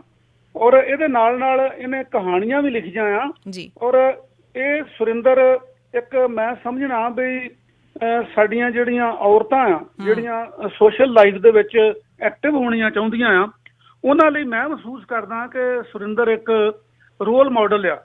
ਇਹ ਜਿੰਨੀ ਦਲੇਰੀ ਇਹਦੇ ਵਿੱਚ ਹੈਗੀ ਆ, ਜਿੰਨੀ ਸਿਆਣਪ ਇਹਦੇ ਵਿੱਚ ਹੈਗੀ ਆ, ਮੈਂ ਸਮਝਣਾ ਵੀ ਜੇ ਸਾਡੀਆਂ ਔਰਤਾਂ ਦੇ ਵਿੱਚ ਆ ਜਾਵੇ, ਥੋੜ੍ਹੀਆਂ ਜਿਹੀਆਂ ਦੇ ਵਿੱਚ ਵੀ ਆ ਜਾਵੇ, ਤਾਂ ਉਹ ਸਮਾਜ ਨੂੰ ਬਹੁਤ ਹੱਦ ਤੱਕ ਤਬਦੀਲ ਕਰ ਸਕਦੀਆਂ। ਬਹੁਤ ਬਹੁਤ ਸ਼ੁਕਰੀਆ ਜਗੀਰ ਸਿੰਘ ਕਾਹਲੋਂ ਜੀ। ਸੁਰਿੰਦਰ ਜੀ, ਕੀ ਕਹੋਗੇ? ਬਹੁਤ ਬਹੁਤ ਸ਼ੁਕਰੀਆ ਮੇਰੇ ਵੀਰ ਜਗੀਰ ਸਿੰਘ ਕਾਹਲੋਂ। ਸਤਿ ਸ਼੍ਰੀ ਅਕਾਲ ਤੁਹਾਨੂੰ। ਤੁਸੀਂ ਬਹੁਤ ਮੈਂ ਭੁੱਲ ਜਾਂਦੀ ਹਾਂ ਇਹ ਗੱਲਾਂ ਸਾਰੀਆਂ, ਕਿਉਂਕਿ ਮੇਰੇ ਨਾਲ ਮੈਨੂੰ ਹੁਣ ਉਸ ਵਹਿਮਾ ਨਹੀਂ ਦਿਸਦਾ। ਬਸ ਅੱਗੇ ਮੈਨੂੰ ਆਪਣਾ ਜਿਹੜਾ ਨਾ ਕੀਤਾ ਉਹ ਲੱਗਦਾ ਵੀ ਉਹ ਜਿਹੜਾ ਮੈਂ ਠੀਕ ਹੈ ਕੀਤਾ ਸੀਗਾ ਉਸ ਸਮੇਂ ਦੇ ਨਾਲ। ਜਿੱਦਾਂ ਉਹ ਸਮੇਂ ਦੇ ਨਾਲ ਤੁਰਿਆ ਜਾਂਦਾ, ਏਦਾਂ ਹੀ ਮੈਂ ਸਮੇਂ ਦੇ ਨਾਲ ਤੁਰੀ। ਮੇਰੇ ਹਸਬੈਂਡ ਵੀ, ਉਹਦੇ ਪਾਪਾ ਵੀ ਸਮੇਂ ਦੇ ਨਾਲ ਤੁਰੇ। ਅਸੀਂ ਸਮੇਂ ਦੇ ਹਾਣੀ ਸੀ। ਜਿੱਥੇ ਵੀ ਲੋੜ ਪੈਂਦੀ ਸੀ, ਜਿੱਥੇ ਵੀ ਸੰਘਰਸ਼ ਸਟਰਗਲ ਹੁੰਦੀ ਸੀ, ਜਿੱਥੇ ਵੀ ਸਟ੍ਰਾਈਕਾਂ ਕਰਨੀਆਂ, ਸਭ ਤੋਂ ਅੱਗੇ ਹੋਈਦਾ ਸੀਗਾ ਵੀ ਜਿਹੜੀ ਵੀ ਕੋਈ ਮੰਗ ਮਨਾਉਣੀ ਆ। ਹੱਕ ਜਿਹੜੇ ਖੋਏ ਜਾਂਦੇ ਆ, ਹੱਕ ਜਿਹੜੇ ਓਦਾਂ ਨਹੀਂ ਮਿਲਦੇ, ਹੱਕ ਜਿਹੜੇ ਖੋਏ ਜਾਂਦੇ ਆ, ਤੇ ਉਹ ਹੱਕਾਂ ਵਾਸਤੇ ਸਾਨੂੰ ਸੰਘਰਸ਼ ਕਰਨਾ ਪੈਂਦਾ ਸੀ। ਉਹ ਮੇਰਾ ਸੰਘਰਸ਼ ਜਿਹੜਾ ਉਹ ਬਚਪਨ ਤੋਂ ਹੀ ਉੱਥੋਂ 11ਵੀਂ ਤੋਂ ਹੀ ਸ਼ੁਰੂ ਹੋ ਗਿਆ ਸੀ। 11ਵੀਂ ਵਿੱਚ ਹੀ ਜਿਹੜਾ ਆ ਅਸੀਂ DC ਕਾਲਜ ਦੇ ਵਿੱਚ, ਪ੍ਰੈਪ ਦੇ ਵਿੱਚ ਹੀ DC ਜਿਹੜਾ ਆ ਮੋਗਾ ਐਜੀਟੇਸ਼ਨ ਦੇ ਵਿੱਚ, ਮੋਗਾ ਐਜੀਟੇਸ਼ਨ ਹੋਈ ਸੀ ਤੇ ਅਸੀਂ ਉਹਦੇ ਵਿੱਚ ਰੋਲ ਅਦਾ ਕੀਤਾ ਸੀ। ਅਸੀਂ ਵੀ ਪ੍ਰੋਸੈਸ਼ਨ ਦੇ ਵਿੱਚ ਗਏ ਸੀ। ਸੁਰਿੰਦਰ ਜੀ, ਮੈਂ ਤੁਹਾਨੂੰ ਇੱਕ ਚੀਜ਼ ਹੋਰ ਪੁੱਛਣਾ ਚਾਹੁੰਦੀ ਹਾਂ। ਹੁਣੇ ਆਪਣੇ ਨਾਲ ਮਿਸਟਰ ਕਾਹਲੋਂ ਆਏ ਸੀ, ਉਹ ਗੱਲ ਕਰਕੇ ਗਏ। ਉਹਨਾਂ ਨੇ ਕਿਹਾ ਕਿ ਜੇ ਹਰ ਇੱਕ ਔਰਤ ਸੁਰਿੰਦਰ ਵਾਂਗੂ ਸੋਚਣਾ ਸ਼ੁਰੂ ਕਰ ਦੇਵੇ ਤਾਂ ਇਹ ਸੁਸਾਇਟੀ ਬਹੁਤ ਚੇਂਜ ਹੋ ਸਕਦੀ ਹੈ। ਪਰ ਜਿੱਥੇ ਆਪਾਂ ਔਰਤਾਂ ਦੀ ਗੱਲ ਕਰਦੇ ਹਾਂ, ਸਿਰਫ ਇਕੱਲੀ ਸੋਚ ਨਾਲ ਗੱਲ ਨਹੀਂ ਬਣਦੀ ਹੈਗੀ। ਓਪਰਚੁਨਿਟੀਜ਼ ਦੀ ਵੀ ਗੱਲ ਹੁੰਦੀ ਹੈ, ਮਾਹੌਲ ਦੀ ਵੀ ਗੱਲ ਹੁੰਦੀ ਹੈ। ਤੁਸੀਂ ਇਸ ਗੱਲ ਦਾ ਫਰਕ ਸਮਝਦੇ ਹੋ ਕਿ ਤੁਹਾਨੂੰ ਮਾਹੌਲ ਜਿਹੜਾ ਉਹ ਬਹੁਤ ਪੋਜ਼ੀਟਿਵ ਮਿਲਿਆ, ਤੁਹਾਨੂੰ ਓਪਰਚੁਨਿਟੀਜ਼ ਬਹੁਤ ਜ਼ਿਆਦਾ ਮਿਲੀਆਂ। ਜਿਹੜੀਆਂ ਔਰਤਾਂ ਸਿਰਫ ਅਤੇ ਸਿਰਫ ਸੋਚ ਰੱਖਦੀਆਂ ਨੇ ਕਿ ਉਹ ਤਬਦੀਲੀ ਲਿਆ ਸਕਦੀਆਂ ਨੇ, ਉਹਨਾਂ ਦੇ ਲਈ ਇਹ ਵੱਡਾ ਚੈਲੰਜ ਨਹੀਂ ਹੈ ਕਿ ਜਿਸ ਵੇਲੇ ਆਲੇ ਦੁਆਲੇ ਮਾਹੌਲ ਜਿਹੜਾ ਉਹ ਉਸ ਹਿਸਾਬ ਦਾ ਕੰਡਿਊਸਿਵ ਨਹੀਂ ਹੈ, ਪੋਜ਼ੀਟਿਵ ਨਹੀਂ ਹੈ? ਹਾਂਜੀ, ਇਹਦੇ ਨਾਲ ਮੈਂ ਬਿਲਕੁਲ ਸਹਿਮਤ ਹਾਂ ਤੁਹਾਡੀ ਗੱਲ ਨਾਲ ਕਿ ਕਈ ਵਾਰੀ ਨਾ ਤੁਹਾਨੂੰ ਓਪਰਚੁਨਿਟੀਜ਼ ਮਿਲਦੀ ਆ ਤੇ ਮਾਹੌਲ ਤੁਹਾਨੂੰ ਆਪ ਸਿਰਜਣਾ ਪੈਂਦਾ ਜੀ। ਕਿਉਂਕਿ ਮੈਂ ਕਈ ਵਾਰੀ ਨਾ ਬੱਸਾਂ 'ਚ ਕੁੜੀਆਂ ਆਉਂਦੀਆਂ ਸੀ ਕਾਲਜ ਪੜ੍ਹਨ 11ਵੀਂ ਦੇ ਵਿੱਚ ਜਦੋਂ, ਤੇ ਉਹ ਨਾ ਕਈ ਵਿੱਚ ਕੁੜੀਆਂ ਬੜੀਆਂ ਸੁਲਝੀਆਂ ਹੁੰਦੀਆਂ ਸੀ। ਉਹਨਾਂ ਨੇ ਕਹਿਣਾ ਕਿ ਕਈ ਕੁੜੀਆਂ ਜਿਹੜੀਆਂ ਉਹ ਖਰਮਸਤੀਆਂ ਕਰਦੀਆਂ ਸੀਗੀਆਂ। ਅੱਛਾ। ਉਹ ਜਿਹੜੀਆਂ ਕੁੜੀਆਂ ਜ਼ਿਆਦਾ ਮਤਲਬ ਇੱਕ ਤੇ ਸਾਨੂੰ ਇਹ ਤੇ ਸਮਝਣਾ ਪਊਗਾ ਕਿ ਇਹ ਮੈਨ ਡੋਮੀਨੇਟਡ ਸੁਸਾਇਟੀ ਰਹੀ ਆ ਤੇ ਅਜੇ ਵੀ ਹੈ। ਤੇ ਕੱਲ ਨੂੰ ਮੈਨੂੰ ਪਤਾ ਨਹੀਂ, ਕੱਲ ਨੂੰ ਆਉਣ ਵਾਲਾ ਜਿਹੜਾ ਫਿਊਚਰ ਆ ਉਹਦੇ ਵਿੱਚ ਇਹ ਜਿਹੜਾ ਮੈਨ ਡੋਮੀਨੇਟਡ ਸੁਸਾਇਟੀ ਨਹੀਂ ਰਹਿਣੀ, ਕਿਉਂਕਿ ਕੁੜੀਆਂ ਜਿਹੜੀਆਂ ਉਹ ਮੱਲਾਂ ਬਹੁਤ ਮਾਰ ਰਹੀਆਂ ਆ। ਖਾਸ ਕਰਕੇ ਆਪਣੇ ਹੁਣ ਪੰਜਾਬ ਦੀ ਤੇ ਸਿਚੁਏਸ਼ਨ ਹੀ ਕੁੜੀਆਂ ਨੇ ਫੜ ਕੇ ਬਦਲ ਦਿੱਤੀ ਆ। ਪਹਿਲੋਂ ਵੀ ਬਦਲੀ ਆ ਜੀ, ਪਹਿਲੋਂ ਵੀ ਬਦਲੀ ਆ, ਕਿਉਂਕਿ ਬਾਹਰ ਵਿਚਾਰੀਆਂ ਕੁੜੀਆਂ ਹੀ ਬਲੀ ਦਾ ਬੱਕਰਾ ਬਣਾ ਕੇ ਵਲਾਇਤ ਦੇ ਵਿੱਚ ਵਿਆਹੀਆਂ ਜਾਂਦੀਆਂ ਸੀ ਤੇ ਬਾਹਰਲੇ ਦੇਸ਼ਾਂ 'ਚ ਜਾਂਦੀਆਂ ਸੀ ਤੇ ਉਹ ਸਾਰੇ ਟੱਬਰ ਦੀ ਨੁਹਾਰ ਬਦਲ ਦਿੰਦੀਆਂ ਸੀ। ਇਹ ਸਮਝ ਜਿਹੜੀ ਹੈ ਨਾ ਉਹ ਆਉਂਦੀ ਆ ਫਿਰ ਬਾਅਦ ਵਿੱਚ। ਹੁਣ ਵੀ ਕੁੜੀਆਂ ਜਿਹੜੀਆਂ ਆਈਲੈਟ ਕਰਕੇ ਆ ਰਹੀਆਂ ਜ਼ਿਆਦਾ। ਬਿਲਕੁਲ, ਮੈਂ ਇਹੀ ਗੱਲ ਕਹਿਣ ਲੱਗੀ ਸੀ ਵੀ ਹੁਣ ਜਿਹੜਾ ਆ ਹੁਣ ਹੋਰ ਤਰੀਕੇ ਨਾਲ ਉਹਨਾਂ ਨੂੰ ਵਰਤਿਆ ਜਾਣ ਲੱਗਾ ਹੈਗਾ। ਜਿਹੜੀ ਉਹਨਾਂ ਦੀ ਇੰਟੈਲੀਜੈਂਸ ਆ ਜਾਂ ਜੇ ਉਹ ਐਕਟਿਵ ਹੈਗੀਆਂ ਆ, ਉਸ ਚੀਜ਼ ਨੂੰ ਹੋਰ ਤਰੀਕੇ ਨਾਲ ਵਰਤ ਲਿਆ ਜਾਂਦਾ। ਕੋਈ ਟਾਈਮ ਇਹੋ ਜਿਹਾ ਸੀ ਜਦੋਂ ਸ਼ਾਇਦ ਸਾਨੂੰ ਲੱਗਦਾ ਸੀ ਕਿ ਸਾਰਾ ਕੁਝ ਇਸ ਤਰ੍ਹਾਂ ਜਿਸ ਤਰ੍ਹਾਂ ਚੱਲ ਰਿਹਾ ਉਸ ਤਰ੍ਹਾਂ ਹੀ ਚੱਲਦਾ ਹੁੰਦਾ। ਹੁਣ ਇਹ ਜਿਹੜਾ ਸ਼ਬਦ ਆ ਜਿਹਨੂੰ ਪਿੱਤਰ ਸੱਤਾ ਜਾਂ ਪੈਟਰੀਆਰਕੀ ਕਿਹਾ ਜਾਂਦਾ, ਉਹ ਬਹੁਤ ਆਮ ਤੌਰ ਦੇ ਉੱਤੇ ਵਰਤਿਆ ਜਾਣ ਲੱਗਾ, ਕਿਉਂਕਿ ਹੁਣ ਉਹਦੇ 'ਤੇ ਗੱਲ ਕੀਤੀ ਜਾਣ ਲੱਗੀ ਹੈ। ਆਮ ਜਿਹੜਾ ਇੱਕ ਕੋਈ ਵਿਅਕਤੀ ਹੋਊਗਾ ਉਹਨੂੰ ਤਾਂ ਪਿੱਤਰ ਸੱਤਾ ਦਾ ਮਤਲਬ ਵੀ ਨਹੀਂ ਪਤਾ ਹੋਣਾ। ਬਿਲਕੁਲ, ਐਟਲੀਸਟ ਗੱਲ ਤਾਂ ਛਿੜੀ ਹੈਗੀ ਆ। ਬਿਲਕੁਲ।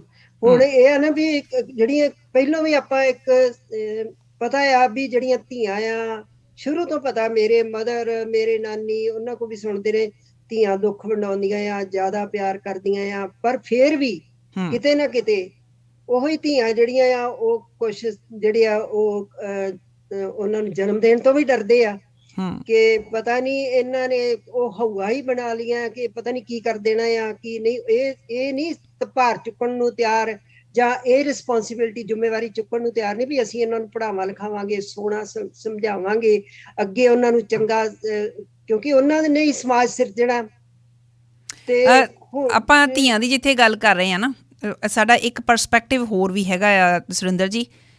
ਜਦੋਂ ਤਾਂ ਅਸੀਂ ਧੀ ਦੀ ਗੱਲ ਕਰਨੀ ਆ ਅਸੀਂ ਡਿਫਰੈਂਟ ਐਂਗਲ ਨਾਲ ਗੱਲ ਕਰਦੇ ਹਾਂ, ਜਦੋਂ ਅਸੀਂ ਨੂੰਹ ਦੀ ਗੱਲ ਕਰਨੀ ਆ ਉਦੋਂ ਡਿਫਰੈਂਟ ਐਂਗਲ ਨਾਲ ਗੱਲ ਕਰਦੇ ਹਾਂ। ਹੁਣ ਤੁਹਾਡੇ ਕੋਲ ਤਾਂ 2 ਨੂੰਹਾਂ ਵੀ ਹੈਗੀਆਂ, ਸਵੈਮਾਨ ਦੀ ਪਤਨੀ ਹੈ, ਸੰਗਰਾਮ ਹੁਣਾਂ ਦੀ ਪਤਨੀ ਹੈ, ਤੁਹਾਡੀ ਆਪਣੀ ਬੇਟੀ ਹੈ। ਤੁਹਾਡਾ ਜਿਹੜਾ ਮਾਪਦੰਡ ਹੈ ਕਿ ਉਹਦੇ ਵਿੱਚ ਤੁਸੀਂ ਫਰਕ ਕਰਦੇ ਹੋ, ਓਨੈਸਟਲੀ ਦੱਸਿਓ। ਬਿਲਕੁਲ, ਮੈਂ ਤੁਹਾਨੂੰ ਦੱਸਾਂ, ਮੈਂ ਗੁਰਬਖਸ਼ ਸਿੰਘ ਪ੍ਰੀਤਲੜੀ ਨੂੰ ਨਾ ਪੜ੍ਹਿਆ ਹੁੰਦਾ ਤੇ ਸ਼ਾਇਦ ਮੇਰੇ ਵੀ ਮਨ 'ਚ ਹੋਰ ਤਰ੍ਹਾਂ ਹੁੰਦਾ ਨਾ, ਕਿਉਂਕਿ ਇਹ ਜਿਹੜੀ ਤੁਹਾਡੀ ਐਜੂਕੇਸ਼ਨ ਹੈ ਨਾ, ਉਹ ਤੁਹਾਨੂੰ ਬਹੁਤ ਜ਼ਿਆਦਾ ਸਿਆਣਿਆ ਕਰਦੀ ਆ, ਤੇ ਇਹ ਐਜੂਕੇਸ਼ਨ ਮਸਟ ਆ। ਉਹ ਮੈਂ ਪੜ੍ਹਿਆ ਸੀ ਕਿ ਜੇ ਜਿਹੜੀ ਨੂੰਹ ਆ ਉਹ ਧੀ ਬਣ ਜਾਵੇ ਤੇ ਧੀ ਜਿਹੜੀ ਆ ਉਹ ਮਾਂ ਬਣਾ ਲਵੇ ਤੇ ਤੁਹਾਡੇ ਡਿਫਰੈਂਸਿਸ ਕਦੀ ਆਉਂਦੇ ਹੀ ਨਹੀਂ। ਤੇ ਮੈਂ ਸੱਚੀ ਗੱਲ ਆ, ਓਨੈਸਟਲੀ ਕਹਿੰਦੀ ਆ ਕਿ ਮੇਰੀਆਂ ਜਿਹੜੀਆਂ ਦੋਨੇ ਨੂੰਹਾਂ ਆ ਉਹ ਮੇਰੀ ਆਪਣੀ ਬੇਟੀ ਨਾਲੋਂ ਵੀ ਮੈਨੂੰ ਵੱਧ ਆ, ਕਿਉਂਕਿ ਉਹ ਮੇਰੇ ਕੋਲ ਰਹਿੰਦੀਆਂ ਆ, ਮੇਰੇ ਕੋਲ 24 ਘੰਟੇ ਰਹਿੰਦੀਆਂ। ਕਮਲ ਤੇ ਚਲੇਗੀ ਗਾਂ, ਕਮਲ ਨੂੰ ਮੈਂ ਇਹੋ ਹੀ ਸਮਝਾ ਕੇ ਭੇਜਿਆ ਸੀ, ਇਹੋ ਹੀ ਸਮਝਾਉਣੀ ਆ, ਇਹੋ ਹੀ ਉਹਨੂੰ ਕਹਿੰਦੀ ਆ ਕਿ ਹੁਣ ਤੇਰੀ ਜਿਹੜੀ ਮਦਰ ਇਨ ਲਾ ਉਹ ਤੇਰੀ ਮਾਂ ਆ। ਤੇ ਮੈਂ ਠੀਕ ਹੈ ਜਨਮਦਾਤੀ ਆ, ਪਰ ਹੁਣ ਤੂੰ ਉਹਨਾਂ ਕੋਲ ਰਹਿਨੀ ਆ, ਉਹਨਾਂ ਨਾਲ ਇੰਨੀ ਕੁ ਤੇਰੀ ਅੰਡਰਸਟੈਂਡਿੰਗ ਹੋਣੀ ਚਾਹੀਦੀ ਆ ਕਿ ਉਹ ਤੇਰੇ ਨਾਲ ਹਰ ਦੁੱਖ ਸੁੱਖ ਸ਼ੇਅਰ ਕਰ ਸਕੇ। ਇੰਨਾ ਟਰਸਟ ਹੋਣਾ ਚਾਹੀਦਾ ਆ, ਇੰਨਾ ਤੂੰ ਉਹਦੇ ਲਈ ਉਹਨਾਂ ਦੀ ਧੀ ਬਣ ਕੇ ਰਹਿਣਾ। ਏਦਾਂ ਹੀ ਮੈਂ ਆਪਣੇ ਮਦਰ ਇਨ ਲਾ ਦੀ ਸੀ, ਔਰ ਮੈਂ ਬਹੁਤ ਕੁਝ ਸਿੱਖਿਆ ਆਪਣੇ ਮਦਰ ਇਨ ਲਾ। ਮੈਨੂੰ ਕਈ ਵਾਰੀ ਜੇ ਮੈਨੂੰ ਥੋੜਾ ਤੱਤਾ ਠੰਡਾ ਮੈਨੂੰ ਸਮਝਾਉਂਦੇ ਸੀ, ਪਰ ਮੈਂ ਹੁਣ ਪ੍ਰੈਕਟੀਕਲੀ ਵੇਖਦੀ ਆ ਕਿ ਮੇਰੀ ਉਹ ਵਾਕਿਆ ਹੀ ਉਹ ਮੇਰੀ ਮਾਂ ਸੀ। ਅੱਛਾ ਸੁਰਿੰਦਰ ਜੀ, ਅਗਲੀ ਗੱਲ ਕਰਨ ਤੋਂ ਪਹਿਲਾਂ ਮੈਂ ਇੱਕ ਆਵਾਜ਼ ਸੁਣਾਉਣੀ ਆ ਤੁਹਾਨੂੰ। ਓਕੇ ਜੀ। ਹੈਲੋ ਜੀ, ਹੈਲੋ ਜੀ, ਤੁਸੀਂ ਔਨ 에ਅਰ ਹੋ? ਹੈਲੋ, ਹਾਂਜੀ, ਸਤਿ ਸ਼੍ਰੀ ਅਕਾਲ ਜੀ। ਸਤਿ ਸ਼੍ਰੀ ਅਕਾਲ ਜੀ। ਸੁਰਿੰਦਰ ਜੀ, ਆਵਾਜ਼ ਪਛਾਣੀ ਤੁਸੀਂ? ਹਜੇ ਨਹੀਂ ਪਛਾਣੀ। ਹਜੇ ਨਹੀਂ ਪਛਾਣੀ, ਧਿਆਨ ਨਾਲ ਸੁਣੋ। ਹਾਂਜੀ, ਰਾਜਮੀਤ ਜੀ, ਕੀ ਕਹੋਗੇ? ਉਹ ਮੇਰੇ ਠੀਕ ਹੈ। ਸਤਿ ਸ਼੍ਰੀ ਅਕਾਲ ਮੰਮੀ। ਅਸੀਂ ਦੇਖੋ ਸੁਰਿੰਦਰ ਜੀ ਕਨਫਰਮ ਕਰਨਾ, ਦੇਖੋ ਜਿਹੜੀ ਤੁਹਾਡੇ ਕੋਲ ਗੱਲ ਪੁੱਛੀ ਆ ਨਾ, ਹੁਣ ਉਧਰ ਦੂਸਰੇ ਪਾਸੇ ਰਾਜਮੀਤ ਤੁਹਾਡੀ ਨੂੰਹ ਦੱਸੂਗੀ ਕਿ ਮੰਮੀ ਸਹੀ ਕਹਿ ਰਹੇ ਜਾਂ ਗਲਤ ਕਹਿ ਰਹੇ। ਐਵੇਂ ਨਹੀਂ ਵੀ ਹਰ ਕੋਈ ਆ ਕੇ ਆਪਣੀ ਤਾਰੀਫ ਕਰ ਜਾਵੇ ਆਪਣੇ ਮੂੰਹੋਂ, ਹੈ ਨਾ। ਮੇਰੇ ਦਿਮਾਗ 'ਚ ਸੀ ਇਹ ਗੱਲ ਵੀ ਮੇਰੀਆਂ ਨੂੰਹਾਂ ਨੂੰ ਵੀ ਪੁੱਛਣਾ ਚਾਹੀਦਾ ਹੈ। ਤੁਹਾਡੀ ਇੱਛਾ ਪੂਰੀ ਹੋ ਗਈ, ਪਰ ਹੁਣ ਰਾਜਮੀਤ ਕੋਲੋਂ ਸੁਣਦੇ ਆ। ਰਾਜਮੀਤ, ਕੀ ਕਹੋਗੇ? ਮੈਂ ਜਿੰਨੇ ਮੈਂ ਸ਼ਬਦ ਯੂਜ਼ ਕਰੂੰਗੀ ਉਹ ਮੰਮੀ ਲਈ ਘੱਟ ਪੈਣਗੇ। ਮੈਂ ਤੁਹਾਨੂੰ ਓਨੈਸਟਲੀ ਦੱਸਾਂ, ਮੈਂ ਜਦੋਂ ਦੀ ਵਿਆਹ ਕੇ ਘਰ 'ਚ ਆਈ ਹਾਂ, ਮੈਨੂੰ ਕਦੀ ਫੀਲਿੰਗ ਹੀ ਨਹੀਂ ਆਈ ਕਿ ਮੈਂ ਘਰ ਦੀ ਨੂੰਹ ਆ, ਮੈਂ ਡਾਟਰ ਇਨ ਲਾ ਆ। ਮੈਨੂੰ ਹਮੇਸ਼ਾ ਮੰਮੀ ਦੇ ਪਾਪਾ ਨੇ ਓਨਾ ਹੀ ਪਿਆਰ ਦਿੱਤਾ ਜਿਵੇਂ ਉਹ ਕਮਲ ਨੂੰ ਕਰਦੇ, ਆਪਣੀ ਧੀ ਨੂੰ ਕਰਦੇ ਆ। ਤੇ ਬਿਲਕੁਲ ਹੀ ਮੈਂ ਇਹਨਾਂ ਦੇ ਪਿਆਰ ਕਰਕੇ ਮੈਂ ਛੇਤੀ ਘਰ ਵਿੱਚ ਸੱਚ ਵਿੱਚ ਗਈ ਹਾਂ, ਤੇ ਮੇਰੇ ਬੱਚੇ ਹੁਣ ਇਹਨਾਂ ਨੂੰ ਇੰਨਾ ਪਿਆਰ ਕਰਦੇ ਆ, ਤੇ ਉਹ ਜੋ ਉਹਨਾਂ ਦਾ ਬੌਂਡ ਹੈ ਉਹਨਾਂ ਦਾ ਵੇਖ ਕੇ ਬਹੁਤ ਖੁਸ਼ੀ ਹੁੰਦੀ ਆ। ਤੇ ਜਿੱਦਾਂ ਕਹਿੰਦੇ ਹੁੰਦੇ ਆ ਨਾ, ਤੁਸੀਂ ਆਪਣੀ ਮਾਂ ਨਾਲ ਹਰ ਦੁੱਖ ਸੁੱਖ ਸ਼ੇਅਰ ਕਰ ਸਕਦੇ ਹੋ, ਤੇ ਆਈ ਥਿੰਕ ਮੈਂ ਮੰਮੀ ਨਾਲ ਇੰਨੀ ਓਪਨ ਤੇ ਫਰੈਂਕ ਹੋ ਚੁੱਕੀ ਹਾਂ ਕਿ ਆਈ ਥਿੰਕ ਮੈਂ ਉਹਨਾਂ ਨਾਲ ਕੋਈ ਵੀ ਗੱਲ ਕਿਸੇ ਵੀ ਟੌਪਿਕ ਤੇ ਜਿੱਦਾਂ ਦੀ ਮਰਜ਼ੀ ਹੋਵੇ ਮੈਂ ਸਭ ਸ਼ੇਅਰ ਕਰ ਸਕਦੀ ਹਾਂ। ਰਾਜਮੀਤ, ਤੁਸੀਂ ਵੀ ਡਾਕਟਰ ਹੋ? ਹਾਂਜੀ, ਮੈਂ ਆਲਮੋਸਟ ਡਨ ਆ, ਮੇਰੀ ਰੈਜ਼ੀਡੈਂਸੀ ਕੰਪਲੀਟ ਹੋ ਰਹੀ ਆ। ਹਾਂਜੀ, ਓਕੇ। ਮੈਨੂੰ ਪਤਾ ਲੱਗਾ ਕਿ ਤੁਸੀਂ ਵੀ ਜਿਵੇਂ ਸਵੈਮਾਨ ਗਏ ਹੋਏ ਆ, ਤੁਸੀਂ ਵੀ ਸੇਵਾ ਤੇ ਜਾਣਾ ਚਾਹੁੰਦੇ ਹੋ ਕੁਝ ਸਮੇਂ ਦੇ ਲਈ। ਯੂਕਰੇਨ ਹੀ ਜਾਣ ਦੀ ਤਿਆਰੀ ਸੀ ਤੁਹਾਡੀ ਵੀ? ਹਾਂਜੀ, ਮੈਂ ਬਸ ਗ੍ਰੈਜੂਏਸ਼ਨ ਦੀ ਵੇਟ ਕਰ ਰਹੀ ਹਾਂ, so hopefully after that I will be able to go hopefully. ਹਾਂਜੀ। ਸੋ ਘਰ ਦੇ ਵਿੱਚ ਜਿਹੜੀ ਇਹ ਚੀਜ਼ ਹੈ ਨਾ, ਗੱਲ ਦੱਸ ਰਹੇ ਸੁਰਿੰਦਰ ਹੁਣੀ, ਕਹਿੰਦੇ ਜੁਆਇੰਟ ਫੈਮਿਲੀ ਰਹੀ ਆ ਤੇ ਤੁਸੀਂ ਸਾਰੇ ਜਿਹੜੇ ਬੜੇ ਰਲ ਮਿਲ ਕੇ ਰਹਿੰਦੇ ਹੋ। ਜੇ ਇਹਦੇ ਵਿੱਚ ਸੁਰਿੰਦਰ ਹੁਣਾਂ ਦੀ ਖਾਸ ਕਰਕੇ ਕੰਟਰੀਬਿਊਸ਼ਨ ਦੀ ਗੱਲ ਕਰੀਏ ਆਪਾਂ, ਸੁਰਿੰਦਰ ਹੁਣਾਂ ਦੀਆਂ ਜੇ 3-4 ਕੁਆਲਿਟੀਜ਼ ਤੁਸੀਂ ਗਿਣਨੀਆਂ ਹੁਣ, ਕਾਊਂਟ ਕਰੋਗੇ ਕਿਹੜੀਆਂ-ਕਿਹੜੀਆਂ ਨੇ ਉਹ, ਜਿਹਦੇ ਕਰਕੇ ਉਹਨਾਂ ਦਾ ਘਰ ਇਸ ਤਰ੍ਹਾਂ ਬੱਝਾ ਹੋਇਆ? ਇੱਕ ਤੇ ਕੋਈ ਇਹਨਾਂ 'ਚ ਡਿਫਰੈਂਸ ਕਰਦੇ ਕਿਸੇ 'ਚ, ਹੈ ਨਾ, ਚਾਹੇ ਭੈਣ ਵੱਡੀ ਨਾ ਆ, ਚਾਹੇ ਇਹਨਾਂ ਦੀ ਛੋਟੀ ਨਾ ਆ, ਅਸੀਂ ਦੋਵੇਂ ਇਹਨਾਂ ਲਈ ਇੱਕੋ ਹੀ ਆ, ਤੇ ਸਾਨੂੰ ਬਹੁਤ ਅੰਡਰਸਟੈਂਡ ਕਰਦੇ ਆ। I guess ਉਹ ਸਿਚੁਏਸ਼ਨਾਂ ਥਰੂ ਇਹ ਵੀ ਕੁਛ ਲੰਘੇ ਹੋਣਗੇ ਜਿਹੜੀਆਂ ਇਹਨਾਂ ਨੂੰ ਸੋਚਿਆ ਹੋਊਗਾ ਕਿ ਮੈਂ ਗਾਹ ਨਹੀਂ ਹੋਣ ਦੇਣੀਆਂ, ਤੇ ਜਾਂ ਮੈਂ ਇੱਥੇ ਸਟਾਪ ਕਰਕੇ ਇਹ ਸਿਚੁਏਸ਼ਨ ਨਹੀਂ ਜਾਣ ਦੇਣੀ। ਸੋ ਉਹ ਮੰਮੀ 'ਚ ਬਹੁਤ ਜ਼ਿਆਦਾ ਹੈਗਾ ਆ ਕਿ ਉਹ ਅੰਡਰਸਟੈਂਡ ਕਰਦੇ ਆ ਸਿਚੁਏਸ਼ਨ ਨੂੰ, ਤੇ ਉੱਥੇ ਉਹਨੂੰ ਸਟਾਪ ਕਰਨ ਦੀ ਕੋਸ਼ਿਸ਼ ਕਰਦੇ ਆ ਜੇ ਕਿਤੇ ਦੇ ਲੱਗਦੇ ਹੋਣ। ਤੇ ਪ੍ਰੋਬਲਮ ਸੋਲਵਰ ਆ, ਸਪੋਰਟਿਵ ਨੇ, ਤੇ ਬਹੁਤ ਜ਼ਿਆਦਾ ਓਪਰਚੁਨਿਟੀ ਦੇਣ ਵਾਲੇ ਆ ਕਿ ਤੁਸੀਂ ਕਰੋ, ਹੋਰ ਕਰੋ, you know, go for it. ਇਹ ਬਹੁਤ ਸਪੋਰਟਿਵ ਇਨਵਾਇਰਮੈਂਟ ਦਿੱਤਾ ਇਹਨਾਂ ਨੇ। ਮੈਂ ਆਪਣਾ ਮੈਡੀਕਲ ਦੀ ਪੜ੍ਹਾਈ ਵਿਆਹ ਤੋਂ ਬਾਅਦ ਸ਼ੁਰੂ ਕੀਤੀ ਆ। ਮੇਰੇ ਕੋਲ ਮੇਰਾ ਸਨ ਸੀ, ਹੀ ਵਾਜ਼ 1 year old, ਤੇ ਜੇ ਮੈਨੂੰ ਮੰਮੀ ਪਾਪਾ ਨਾ ਕਹਿ ਦਿੰਦੇ ਤੇ ਮੈਨੂੰ ਸਪੋਰਟ ਨਾ ਕਰਦੇ ਤੇ ਮੈਂ ਕਿੱਥੇ ਕਰ ਸਕਦੀ ਸੀ। ਤੇ ਇਹਨਾਂ ਨੇ every kind of support, ਹਮੇਸ਼ਾ ਹੱਲਾਸ਼ੇਰੀ ਦਿੱਤੀ, ਹਮੇਸ਼ਾ ਪੋਜ਼ਿਟਿਵ এনवायरमेंट ਬਣਾ ਕੇ ਰੱਖਿਆ ਘਰ ਦੇ ਵਿੱਚ।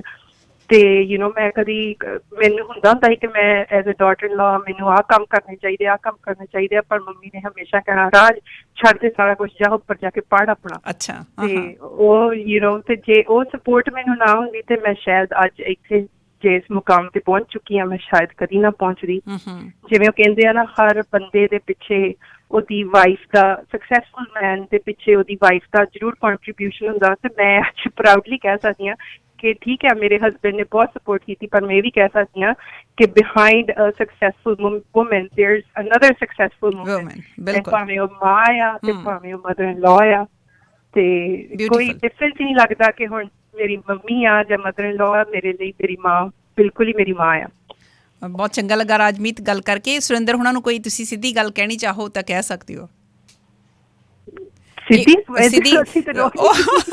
ਬਿਲਕੁਲ, ਤੁਸੀਂ ਤਾਂ ਰੋਜ਼ ਗੱਲ ਸੁਣਦੇ। ਦੇਖੋ, ਕੋਈ ਗੱਲਾਂ ਜਿਹੜੀਆਂ ਓਪਨਲੀ ਕਹਿਣ ਦਾ ਨਾ ਘੱਟ ਹੀ ਮੌਕਾ ਮਿਲਦਾ ਹੁੰਦਾ, ਅੱਜ ਓਪਨਲੀ ਪਬਲਿਕਲੀ ਮੈਂ ਇਹੀ ਕਹੂੰਗੀ ਮੰਮੀ ਨੂੰ ਮੈਂ ਜਿੰਨਾ ਥੈਂਕ ਯੂ ਕਹਾਂ ਉਹਨਾਂ ਘੱਟ ਆ। ਆਈ ਲਵ ਹਰ, ਆਈ ਲਵ ਮਾਈ ਫਾਦਰ ਇਨ ਲਾ, ਮੇਰੇ ਪਾਪਾ। ਤੇ ਮੈਂ ਇੰਨੀ ਖੁਸ਼ ਆ ਕਿ ਮੇਰੇ ਬੱਚਿਆਂ ਦੇ ਕੋਲ ਇੰਨੇ ਲਵਿੰਗ ਗ੍ਰੈਂਡ ਪੇਰੈਂਟਸ ਆ, ਮੇਰੇ ਕੋਲ ਇੰਨੇ ਪੇਰੈਂਟਸ ਦਾ ਘਰ ਛੱਡ ਕੇ ਆ ਕੇ ਤੇ ਮੇਰੇ ਕੋਲ ਮੇਰੇ ਪੇਰੈਂਟਸ ਹੀ ਨੇ। ਤੇ I am the most blessed person. Thank you so much. ਬਹੁਤ ਚੰਗਾ ਲੱਗਾ ਤੁਹਾਡੇ ਨਾਲ ਗੱਲ ਕਰਕੇ। Thank you. ਬਹੁਤ ਬਹੁਤ ਸ਼ੁਕਰੀਆ ਰਾਜਮੀਤ ਇਹ ਗੱਲ ਕਰਨ ਦੇ ਲਈ। ਸੁਰਿੰਦਰ ਜੀ, ਕੁਝ ਸਾਡੇ ਲਿਸਨਰਸ ਆ ਤੁਹਾਡੇ ਨਾਲ ਗੱਲ ਕਰਨਾ ਚਾਹੁੰਦੇ, ਉਹਨਾਂ ਦੀ ਵੀ ਆਪਾਂ ਗੱਲ ਸੁਣ ਲਈਏ? ਸੁਣ ਲਓ, ਜ਼ਰੂਰ ਜ਼ਰੂਰ ਜੀ। ਹਾਂਜੀ, ਅਮਰਜੀਤ ਸੰਧੂ ਜੀ। ਅਮਰਜੀਤ ਸੰਧੂ ਜੀ, ਤੁਸੀਂ ਔਨ ਏਅਰ ਹੋ। ਹੈਲੋ ਜੀ, ਅਮਰਜੀਤ ਸੰਧੂ ਜੀ। ਹੈਲੋ, ਇਹਨਾਂ ਦੀ ਆਵਾਜ਼ ਨਹੀਂ ਆ ਰਹੀ ਮੇਰੇ ਤੱਕ। ਦੁਬਾਰਾ ਚਾਹੁਣ ਤਾਂ ਟਰਾਈ ਕਰ ਸਕਦੇ ਆ। ਹੈਲੋ ਜੀ, ਨੈਕਸਟ ਲਿਸਨਰ ਲੈ ਰਹੀ ਹਾਂ, ਮਿਸਟਰ ਪੌਲ। ਹੈਲੋ, ਸਤਿ ਸ਼੍ਰੀ ਅਕਾਲ। ਸਤਿ ਸ਼੍ਰੀ ਅਕਾਲ ਜੀ। ਹਾਂਜੀ ਭਾਈ, ਮੈਂ ਕਹਿਣਾ ਚਾਹੁੰਦਾ ਸੀ ਜਿਹੜਾ ਅੱਜ ਕੱਲ੍ਹ ਆਪਾਂ ਜਿਹੜਾ ਕਾਰਪੋਰੇਟ ਏਜੰਡਾ ਹੈਗਾ, ਵੂਮਨ ਨੂੰ ਪ੍ਰੋਗਰੈਸ ਦੇ ਪਿੱਛੇ ਜ਼ਿਆਦਾ ਮੇਰੇ ਖਿਆਲ ਜ਼ੋਰ ਦਿੱਤਾ ਜਾ ਰਿਹਾ। ਮੈਂ ਪੁੱਛਣਾ ਚਾਹੁੰਦਾ ਕਿ ਜਿਹੜੀ ਵੂਮਨ ਆ ਉਹ ਕ੍ਰੀਏਟਰ ਹੈਗੀ ਦੁਨੀਆ ਦੀ, right? She have to go through life and death situation to create this world. ਵੀ ਉਹ ਜਿਹੜੀ ਮਾਈਂਡ ਸੈਟ ਜੇ ਉਹ ਘਰੇ ਰਹਿੰਦੀ ਆ, take care their family and their, ਉਹ ਆਪਣੇ ਉਹਨੂੰ ਕਹਿੰਦੇ ਇਹ ਤਾਂ ਹੈਗੀ ਆਪਣੀ ਅਨਪੜ੍ਹ ਹੈ, ਇਹ ਤਾਂ ਗਵਾਰ ਹੈ, ਤਾਂ ਉਹਨੂੰ ਬਹੁਤ ਨੈਗੇਟਿਵ ਨਿਗਾਹ ਨਾਲ ਦੇਖਿਆ ਜਾਂਦਾ, ਰਾਈਟ? ਵੀ ਜੇ ਉਹ ਮੈਨੂੰ ਲੱਗਦਾ ਨਹੀਂ ਹੁਣ ਕੋਈ ਇਸ ਤਰ੍ਹਾਂ ਗੱਲ ਕਰਦਾ। ਤੁਸੀਂ ਨੋਟਿਸ ਕਰਦੇ ਹੋ ਕਿ ਅਨਪੜ੍ਹ ਗਵਾਰ ਕਿਹਾ ਜਾਂਦਾ ਜਿਹੜੀ ਘਰ 'ਚ ਔਰਤ ਰਹਿੰਦੀ ਹੈ? ਹਾਂਜੀ, ਉਹਦੇ ਪਾਸੇ ਬਹੁਤ ਨੈਗੇਟਿਵ ਮੇਰੇ ਖਿਆਲ ਜਿਹੜਾ ਪ੍ਰਚਾਰ ਕੀਤਾ। ਤੁਹਾਡਾ ਕਹਿਣ ਦਾ ਮਤਲਬ ਇਹ ਅਸਲ ਦੇ ਵਿੱਚ ਕਿ ਵੀ ਉਹਦੀ ਓਨੀ ਵੈਲਿਊ ਨਹੀਂ ਕੀਤੀ ਜਾਂਦੀ ਜਿਹੜੀ ਔਰਤ ਬਾਹਰ ਕੰਮ ਕਰਨ ਨਹੀਂ ਜਾਂਦੀ, ਇਹ ਕਹਿਣਾ ਚਾਹੁੰਦੇ ਹੋ?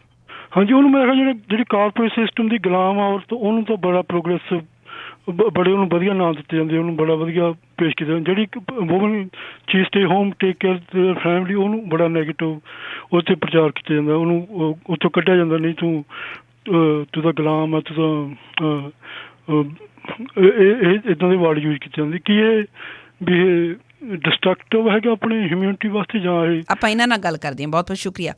ਸੁਰਿੰਦਰ ਜੀ, ਗੱਲ ਸਮਝ ਲੱਗ ਗਈ ਇਹਨਾਂ ਦੀ? ਹਾਂਜੀ, ਮੈਨੂੰ ਸਮਝ ਲੱਗ ਗਈ ਆ। ਉਹ ਵਾਕਿਆ ਹੀ ਪਿੰਡਾਂ ਦੇ ਵਿੱਚ ਅਜੇ ਵੀ ਮਾਹੌਲ ਉਦਾਂ ਦਾ ਹੀ ਆ। ਆਪਾਂ ਜੇ ਇੱਥੇ ਦੀ ਗੱਲ ਕਰਦੇ ਹਾਂ, ਜਿਸ ਮੁਲਕ ਦੇ ਵਿੱਚ ਆਪਾਂ ਰਹਿ ਰਹੇ ਹਾਂ, ਨਾਰਥ ਅਮਰੀਕਾ ਵਿੱਚ ਜਿੱਥੇ ਆਪਾਂ ਰਹਿ ਰਹੇ ਹਾਂ, ਇੱਥੇ ਨਹੀਂ। ਮੈਨੂੰ ਲੱਗਦਾ ਕਿ ਔਰਤ ਜਿਹੜੀ ਆ ਉਹ ਕਾਫੀ ਹੱਦ ਤੱਕ ਜਿਹੜੀ ਆ ਨਾ ਉਹ ਬਰਾਬਰ ਹੀ ਆ। ਤੇ ਕਿਉਂਕਿ ਜੇ ਆਦਮੀ ਕੰਮ ਕਰਕੇ ਵੀ ਆਉਂਦਾ ਤੇ ਔਰਤ ਜਿਹੜੀ ਆ ਬੱਚੇ ਸੰਭਾਲਦੀ, ਉਹ ਟਫ ਜੌਬ, ਨਾਟ ਈਜ਼ੀ। ਤੇ ਉਹ ਘਰ ਨੂੰ ਸੰਭਾਲਣਾ ਜਾਂ ਘਰ ਨੂੰ ਟੇਕ ਕੇਅਰ ਕਰਨੀ, ਤੇ ਐਕਚੁਅਲੀ 80% ਤੇ ਜਿਹੜੀਆਂ ਜੌਬਸ ਵੀ ਨਾਲ ਵੂਮਨ ਇੱਥੇ ਕਰਦੀਆਂ ਹੀ ਆ। ਵੀ ਘਰ ਜਿਹੜੀਆਂ ਉਹ 10 ਹੁੰਦੀਆਂ ਆ ਵੀ ਜਿਹੜੀਆਂ ਹਾਊਸ ਵਾਈਫਸ ਆ। ਨਹੀਂ, ਇਹਨਾਂ ਦਾ ਕਹਿਣ ਦਾ ਮਤਲਬ ਇਹ ਸੀ ਕਿ ਜੇ ਔਰਤ ਬਾਹਰ ਨਹੀਂ ਕੰਮ ਕਰਨਾ ਚਾਹੁੰਦੀ ਜਾਂ ਉਹ ਨਹੀਂ ਕਰ ਰਹੀ, ਤੇ ਉਹਨੂੰ ਸਾਡਾ ਜਿਹੜਾ ਕਾਰਪੋਰੇਟ ਕਲਚਰ ਆ ਉਹ ਇਸ ਤਰ੍ਹਾਂ ਦਿਖਾ ਰਿਹਾ ਹੈ ਕਿ ਜਿਸ ਤਰ੍ਹਾਂ ਉਹਦੀ ਉਨੀ ਵੈਲਿਊ ਨਹੀਂ ਹੈ ਜਿੰਨੀ ਬਾਹਰ ਕੰਮ ਕਰਨ ਵਾਲੀ ਔਰਤ ਦੀ ਹੈ। ਕਹਿੰਦੇ ਇਹ ਗੱਲ ਸਹੀ ਹੈ? ਇਹ ਮੈਨੂੰ ਕੁਛ ਠੀਕ ਨਹੀਂ ਲੱਗਦੀ ਇੱਥੇ ਇਸ ਸੁਸਾਇਟੀ ਵਿੱਚ। Thank you so much. Society ਤੇ ਹਾਂਜੀ, ਇਸ ਸੁਸਾਇਟੀ ਵਿੱਚ ਇਹ ਗੱਲ ਨਹੀਂ ਟੁੱਕਦੀ, ਕਿਉਂਕਿ ਇੱਥੇ ਹਰ ਕੋਈ ਜਿਹੜਾ ਆ ਉਹ ਇੰਨਾ ਰੁੱਝਿਆ ਆ, ਜਾਂ ਹਰ ਕੋਈ ਇੰਨਾ ਬਿਜ਼ੀ। ਮੇਰੇ ਆਲਾ ਦੁਆਲਾ ਏਦਾਂ ਦਾ ਹੀ ਆ ਕਿ ਮੈਨੂੰ ਇਹ ਕਦੀ ਵੀ ਸੁਣਨ 'ਚ ਨਹੀਂ ਮਿਲਿਆ ਜਾਂ ਕਿਸੇ ਵੇਖਣ 'ਚ ਨਹੀਂ ਮਿਲਿਆ ਇੱਥੇ ਪਰ ਆਪਾਂ ਇਹਨੂੰ ਦੂਸਰਾ ਤਰ੍ਹਾਂ ਕਰਕੇ ਦੇਖ ਲੈਂਦੇ ਹਾਂ, ਜਿੱਦਾਂ ਆਪਾਂ ਇਕਨੋਮਿਕ ਇੰਡੀਪੈਂਡੈਂਸ ਦੀ ਗੱਲ ਕਰਦੇ ਹਾਂ ਨਾ, ਕਿ ਵੀ ਜੇ ਔਰਤ ਕਮਾ ਰਹੀ ਹੈਗੀ ਆ ਤਾਂ ਉਹ ਇੰਡੀਪੈਂਡੈਂਟ ਤਾਂ ਹੀ ਆ। ਦੂਸਰਾ ਇਹਨਾਂ ਨੇ ਕੁਐਸਚਨ ਉਹਨੂੰ ਉਲਟਾ ਕੇ ਕਰ ਦਿੱਤਾ ਕਿ ਜੇ ਔਰਤ ਘਰ 'ਚ ਰਹਿ ਰਹੀ ਆ ਦੈਟ ਮੀਨਸ ਗੁਲਾਮ ਹੈ। ਇਕਨੋਮਿਕ ਇੰਡੀਪੈਂਡੈਂਸ ਨਾਲ ਕਿਤੇ ਨਾ ਕਿਤੇ ਫ਼ਰਕ ਤਾਂ ਜ਼ਰੂਰ ਪੈਂਦਾ, ਸਾਡੀ ਸੋਚ ਦੇ ਵਿੱਚ ਵੀ ਫ਼ਰਕ ਪੈਂਦਾ, ਅਤੇ ਸਾਨੂੰ ਜਿਹੜੇ ਜਿਸ ਪਰਸਪੈਕਟਿਵ ਨਾਲ ਲੋਕ ਦੇਖਦੇ ਆ ਉਹਦੇ ਨਾਲ ਵੀ ਫ਼ਰਕ ਤਾਂ ਜ਼ਰੂਰ ਪੈਂਦਾ।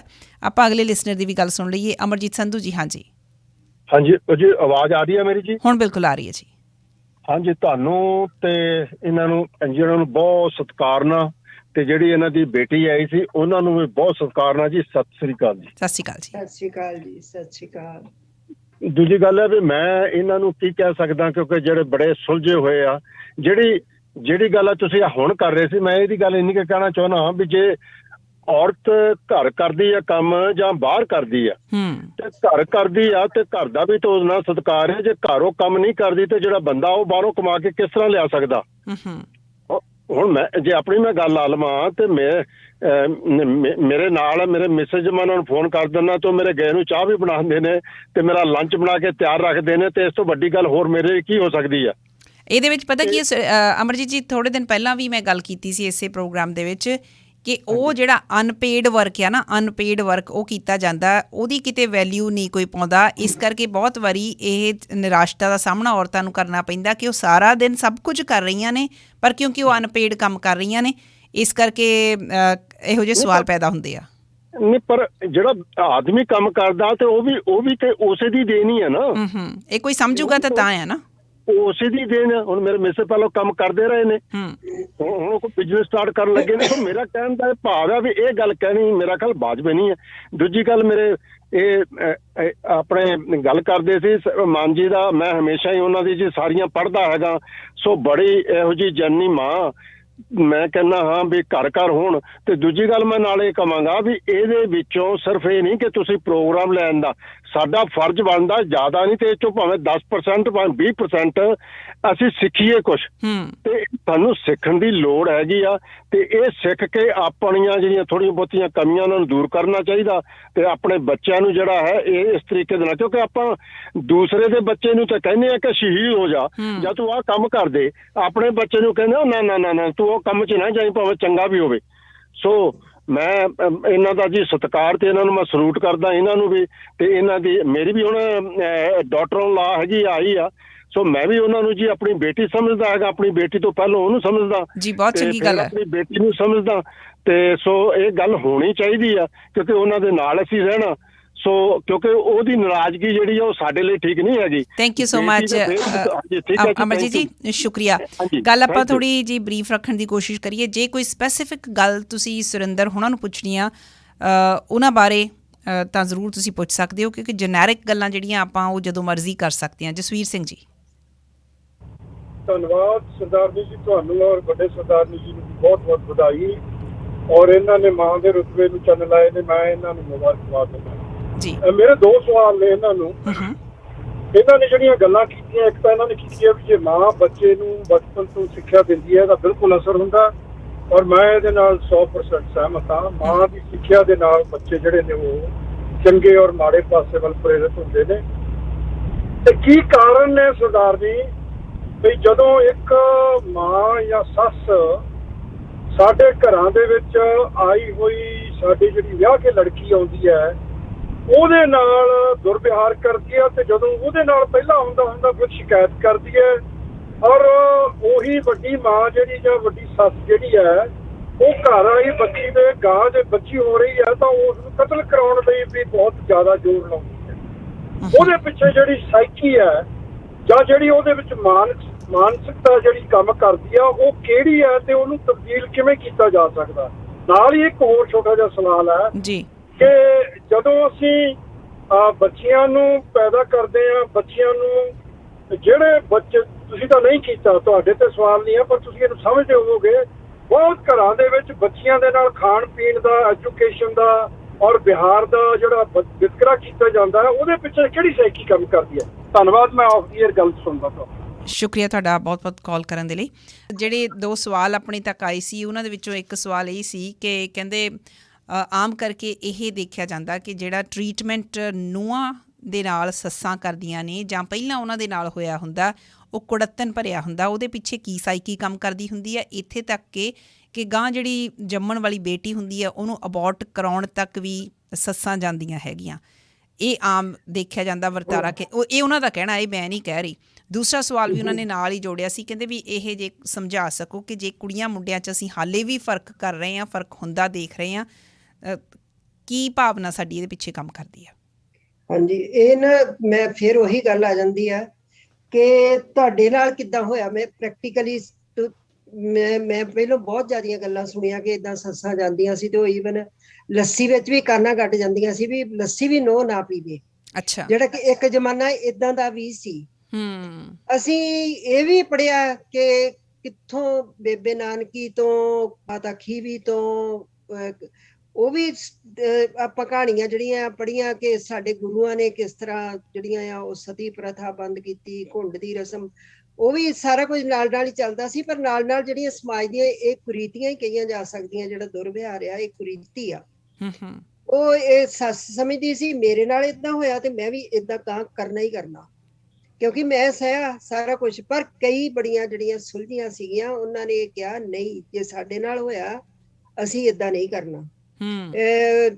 ਮੇਰੇ ਮਦਰ ਇਨ ਲਾ ਸੀ, ਮੇਰੇ ਨਾਲ ਜੋ ਹੋਇਆ, ਮੈਂ ਆਪਣੀ ਪ੍ਰੈਕਟੀਕਲ ਦੱਸਦੀ ਹਾਂ ਕਿ ਮੇਰੇ ਮਦਰ ਇਨ ਲਾ ਤੋਂ ਜਿਹੜੇ ਉਹਨਾਂ ਦਾ ਸਮਾਂ ਸੀ, ਉਹਨਾਂ ਨੂੰ ਕੋਈ ਹੈਲਪ ਨਹੀਂ ਸੀਗੀ, ਜਿੱਦਾਂ ਉਹ ਘਰ ਦੇ ਵਿੱਚ ਕੋਈ ਕੰਮ ਵਾਲੀ ਨਹੀਂ ਸੀ ਰੱਖ ਸਕਦੇ।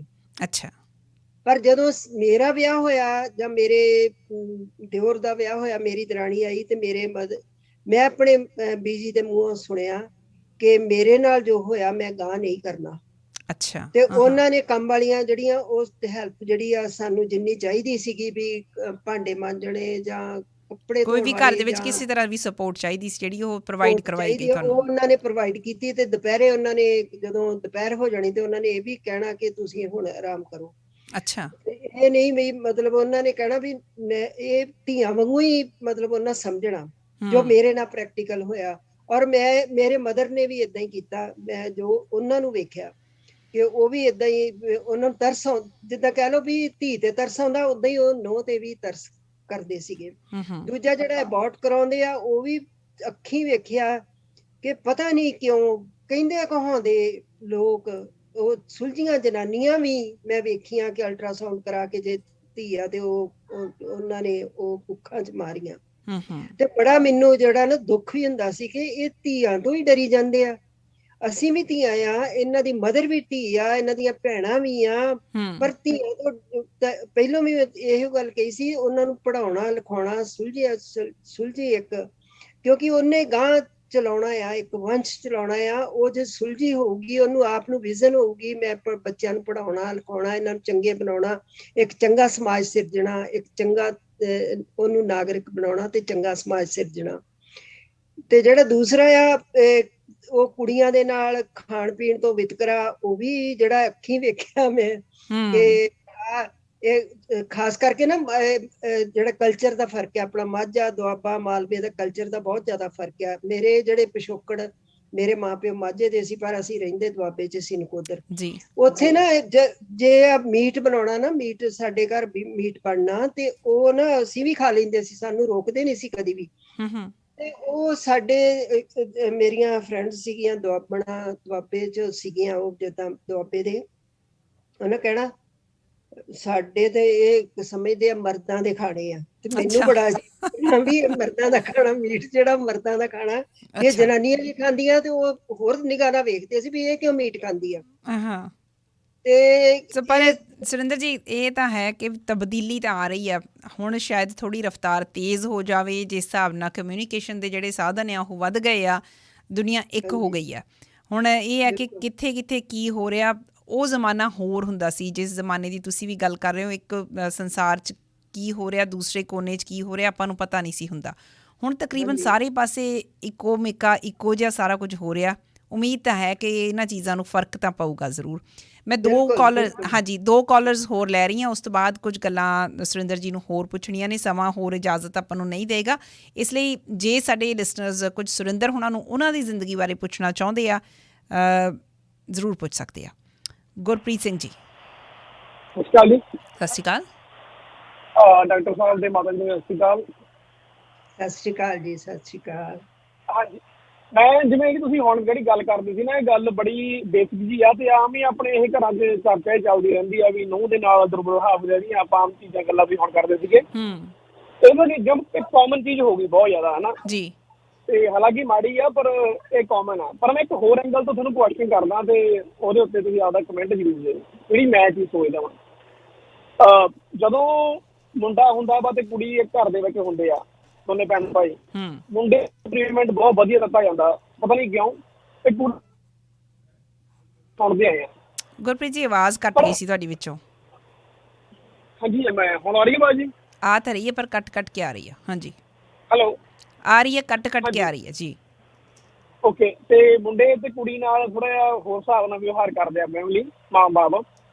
ਪਰ ਜਦੋਂ ਕੁੜੀ ਦਾ ਵਿਆਹ ਹੋ ਜਾਂਦਾ ਵਾ, ਉਹਦੇ ਘਰ ਵਾਲੇ ਨੂੰ, ਜਿਵੇਂ ਘਰ ਦੇ ਜਵਾਈ ਨੂੰ, ਇੰਨਾ ਮਾਣ ਸਤਿਕਾਰ, ਤੇ ਜਦੋਂ ਮੁੰਡਾ ਵਿਆਹ ਜਾਂਦਾ ਵਾ ਉਹਦੀ ਵਾਈਫ ਨੂੰ ਜਿਹੋ ਜਿਹਾ ਟ੍ਰੀਟਮੈਂਟ ਦਿੰਦੇ ਉਹਦਾ ਆਪਾਂ ਆਮ ਜਾਣਦੇ ਹਾਂ। ਪਰ ਮੁੰਡੇ ਨਾਲ ਵੀ ਮੈਨੂੰ ਲੱਗਦਾ ਸੇਮ ਵਿਵਹਾਰ ਹੁੰਦਾ ਉਦੋਂ, ਕਿਉਂਕਿ ਉਹ ਆਪਦੀ ਵਾਈਫ ਦੀ ਸਪੋਰਟ ਵੀ ਜੇ ਕਰੂਗਾ ਤਾਂ ਉਹਨੂੰ ਵੀ ਸੇਮ ਟ੍ਰੀਟਮੈਂਟ ਦਿੰਦੇ ਆ ਵੀ ਨਹੀਂ ਇਹ ਤਾਂ ਆਪਦੀ ਘਰ ਵਾਲੇ ਦੇ ਪਿੱਛੇ ਲੱਗ ਗਿਆ।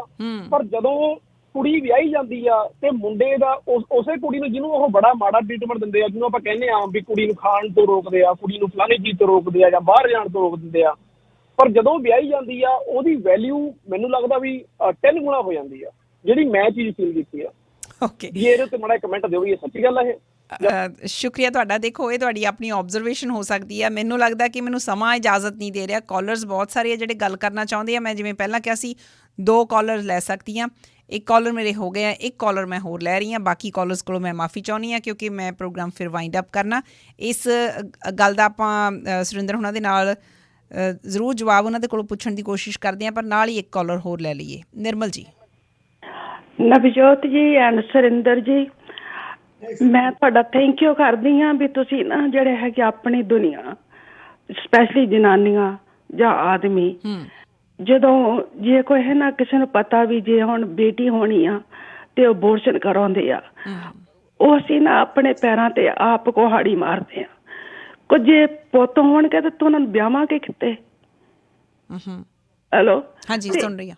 ਇਸ ਕਰਕੇ ਜਿੱਦਾਂ ਵੀ ਦੁਨੀਆ ਨੂੰ ਸਿੱਖਿਆ ਦੇਵੋ, ਜਿਹੜੇ ਸੁਣਦੇ ਆ, ਪਲੀਜ਼ ਜੇ ਬੱਚੀ ਹੋਣ ਵਾਲੀ ਹੈ ਨਾ, ਪਲੀਜ਼ ਡੋਂਟ ਅਬੋਰਸ਼ਨ। ਆਪਾਂ ਨੂੰ ਸ਼ਰਮ ਦੀ ਗੱਲ ਇਸ ਗੱਲ ਦੀ। ਤੇ ਧੀਆਂ ਨੇ ਪੁੱਤ ਜੰਮਣੇ ਆ, ਕਿਸੇ ਹੋਰ ਨੇ ਨਹੀਂ। Thank you.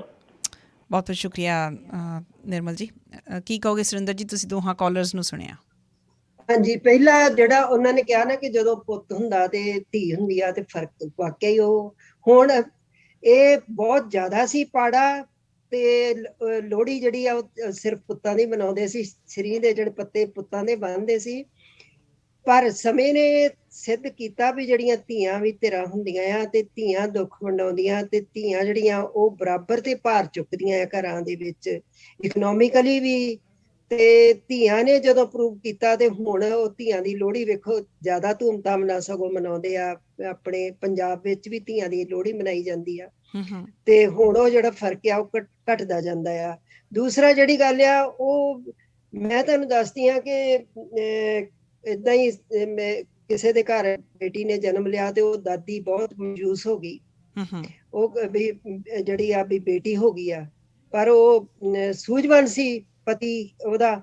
ਉਹ ਕਹਿੰਦਾ ਵੀ ਜੇ ਤੂੰ ਨਾ ਤੂੰ ਆ ਤੇ ਵੇਖ ਗਾਂ ਪੁੱਤ ਹੋਏ ਤੇ ਗਾਂ ਪੋਤਰੀ ਆਈ ਆ, ਤੇ ਜੇ ਤੂੰ ਨਾ ਹੁੰਦੀ ਤੇ ਏਦਾਂ ਹੀ ਸੋਚਣਾ ਵੀ ਜਦੋਂ ਜਿਹੜੀ ਆ ਇਹਨਾਂ ਧੀਆਂ ਨੇ ਹੀ ਗਾਂ ਜਿਹੜਾ ਆ ਉਹ ਪਰਿਵਾਰ ਬਣਾਉਣੇ ਆ, ਉਹਨਾਂ ਦੇ ਨਾਲ ਹੀ ਜਿਹੜੀ ਕੁੱਲ ਤੁਰਨੀ ਆ ਤੇ ਬਰਾਬਰ ਹੋਣੀਆਂ ਚਾਹੀਦੀਆਂ ਆ। ਨਹੀਂ ਤੇ ਸਾਡੀ ਸਮਾਜ ਦੇ ਵਿੱਚ ਜਿਹੜੀ ਆ ਉਹ ਇੰਨਾ ਹੋ ਜਾਊਗਾ, ਉਹ ਪਾੜਾ ਵੱਧ ਜਾਊਗਾ ਤੇ ਉਹ ਜਿਹੜੀ ਆ ਕਿੱਥੇ ਵਿਆਹੁਣੇ ਆ ਪੁੱਤ, ਹਨਾ, ਪੁੱਤ ਵਿਆਹ ਕੇ ਤੇ ਇਹ ਸੁਰਿੰਦਰ ਜੀ ਇਸ ਗੱਲ ਦੀ ਇਹ ਬੜੀ ਇੱਕ ਟ੍ਰੈਜਿਕ ਜੀ ਸਿਚੁਏਸ਼ਨ ਹੁੰਦੀ ਆ ਕਿ ਅਸੀਂ ਕੁੱਲ ਤੋਰਨ ਦੀ ਜ਼ਿਆਦਾ ਗੱਲ ਕਰਦੇ ਹਾਂ, ਅਸੀਂ ਅਗਾਂਹ ਦੀਆਂ ਕੁੱਲਾਂ ਦੀ ਗੱਲ ਕਰੀ ਜਾ ਰਹੇ ਹਾਂ, ਹੈ ਨਾ, ਜਾਂ ਸਾਨੂੰ ਇਸ ਗੱਲ ਦਾ ਫਿਕਰ ਹੈ ਫਿਰ ਪੁੱਤ ਕਿੱਥੇ ਵਿਆਹੇ ਜਾਣਗੇ। ਪਰ ਗੱਲ ਇਹ ਆ ਕਿ ਬਰਾਬਰ ਦਾ ਦਰਜਾ ਜੇ ਇਨਸਾਨ ਨੂੰ ਦੇਣ ਲੱਗ ਜਾਵੇ ਫਿਰ ਤਾਂ ਕੋਈ ਫਰਕ ਰਹਿੰਦਾ ਹੀ ਨਹੀਂ, ਫਿਰ ਔਰਤ ਚਾਹੇ ਆਦਮੀ ਹੈਗਾ। ਜੇ ਸਿਰਫ ਤੇ ਸਿਰਫ ਅਸੀਂ ਇਨਸਾਨੀਅਤ ਦੇ ਨਾਤੇ ਇੱਕ ਦੂਜੇ ਨੂੰ, ਜਿਹਨੂੰ ਆਪਾਂ ਕਹਿੰਦੇ ਕਿ ਹਿਊਮਨ ਰਾਈਟਸ ਸਾਰਿਆਂ ਦੇ ਇੱਕੋ ਜਿਹੇ ਆ, ਜੇ ਉਹ ਉਸ ਲੈਵਲ ਦੇ ਉੱਤੇ ਲਿਆ ਕੇ ਦੇਖ ਲਈਏ, ਚਾਹੇ ਔਰਤ ਹੈ ਜਾਂ ਆਦਮੀ ਆ, ਫਿਰ ਨਹੀਂ ਕੋਈ ਫਰਕ ਰਹਿ ਜਾਂਦਾ। ਫਿਰ ਸਾਨੂੰ ਇਹੋ ਜਿਹੇ ਐਕਸਕਿਊਜ਼ ਵੀ ਲੱਭਣ ਦੀ ਲੋੜ ਨਹੀਂ ਹੈਗੀ ਕਿ ਅਸੀਂ ਮੁੰਡੇ ਕਿੱਥੇ ਵਿਆਹਾਂਗੇ ਜਾਂ ਸਾਡੀ ਜਿਹੜੀ ਕੁੱਲ ਹੈ ਉਹ ਗਾਂ ਕਿੱਦਾਂ ਤੁਰੂਗੀ। ਸਮਾਂ ਮੇਰੇ ਕੋਲ ਬਹੁਤ ਥੋੜ੍ਹਾ ਜਿਹਾ ਬਾਕੀ ਰਹਿ ਗਿਆ ਸੁਰਿੰਦਰ ਜੀ।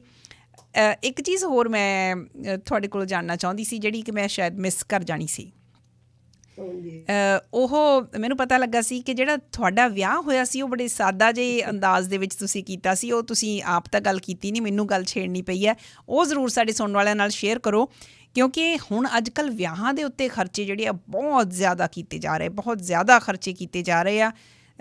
ਮਾਂ ਪਿਓ ਦਾ ਅੱਗੇ ਇਹ ਮਕਸਦ ਹੁੰਦਾ ਸੀ ਕਿ ਬੱਚਿਆਂ ਨੂੰ ਐਜੂਕੇਟ ਕਰਨਾ, ਦੋ ਹੀ ਬਸ ਇਹ ਆ ਕਿ ਦੂਸਰਾ ਬੱਚਿਆਂ ਦਾ ਵਿਆਹ ਕਰਨਾ। ਮੈਨੂੰ ਲੱਗਦਾ ਕਈ ਪੇਰੈਂਟਸ ਤਾਂ ਐਜੂਕੇਸ਼ਨ ਨਾਲੋਂ ਵੱਧ ਖਰਚਾ ਵਿਆਹ 'ਤੇ ਕਰਦੇ ਆ। ਬਿਲਕੁਲ।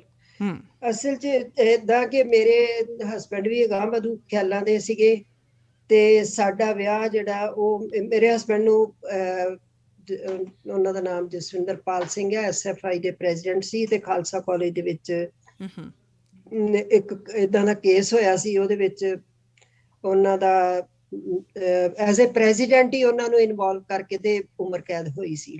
ਅੱਛਾ। ਤੇ ਉਹ ਜੇਲ੍ਹ ਦੇ ਵਿੱਚੋਂ ਹੀ ਪੈਰੋਲ ਤੇ ਆ ਕੇ 15 ਦਿਨ ਤੇ ਸਾਡਾ ਵਿਆਹ ਹੋਇਆ ਸੀ। ਤੇ ਵਿਆਹ ਸਾਡਾ ਹੋਇਆ ਸੀ ਦੇਸ਼ ਭਗਤ ਯਾਦਗਾਰ ਹਾਲ, ਅੱਛਾ, ਜਲੰਧਰ।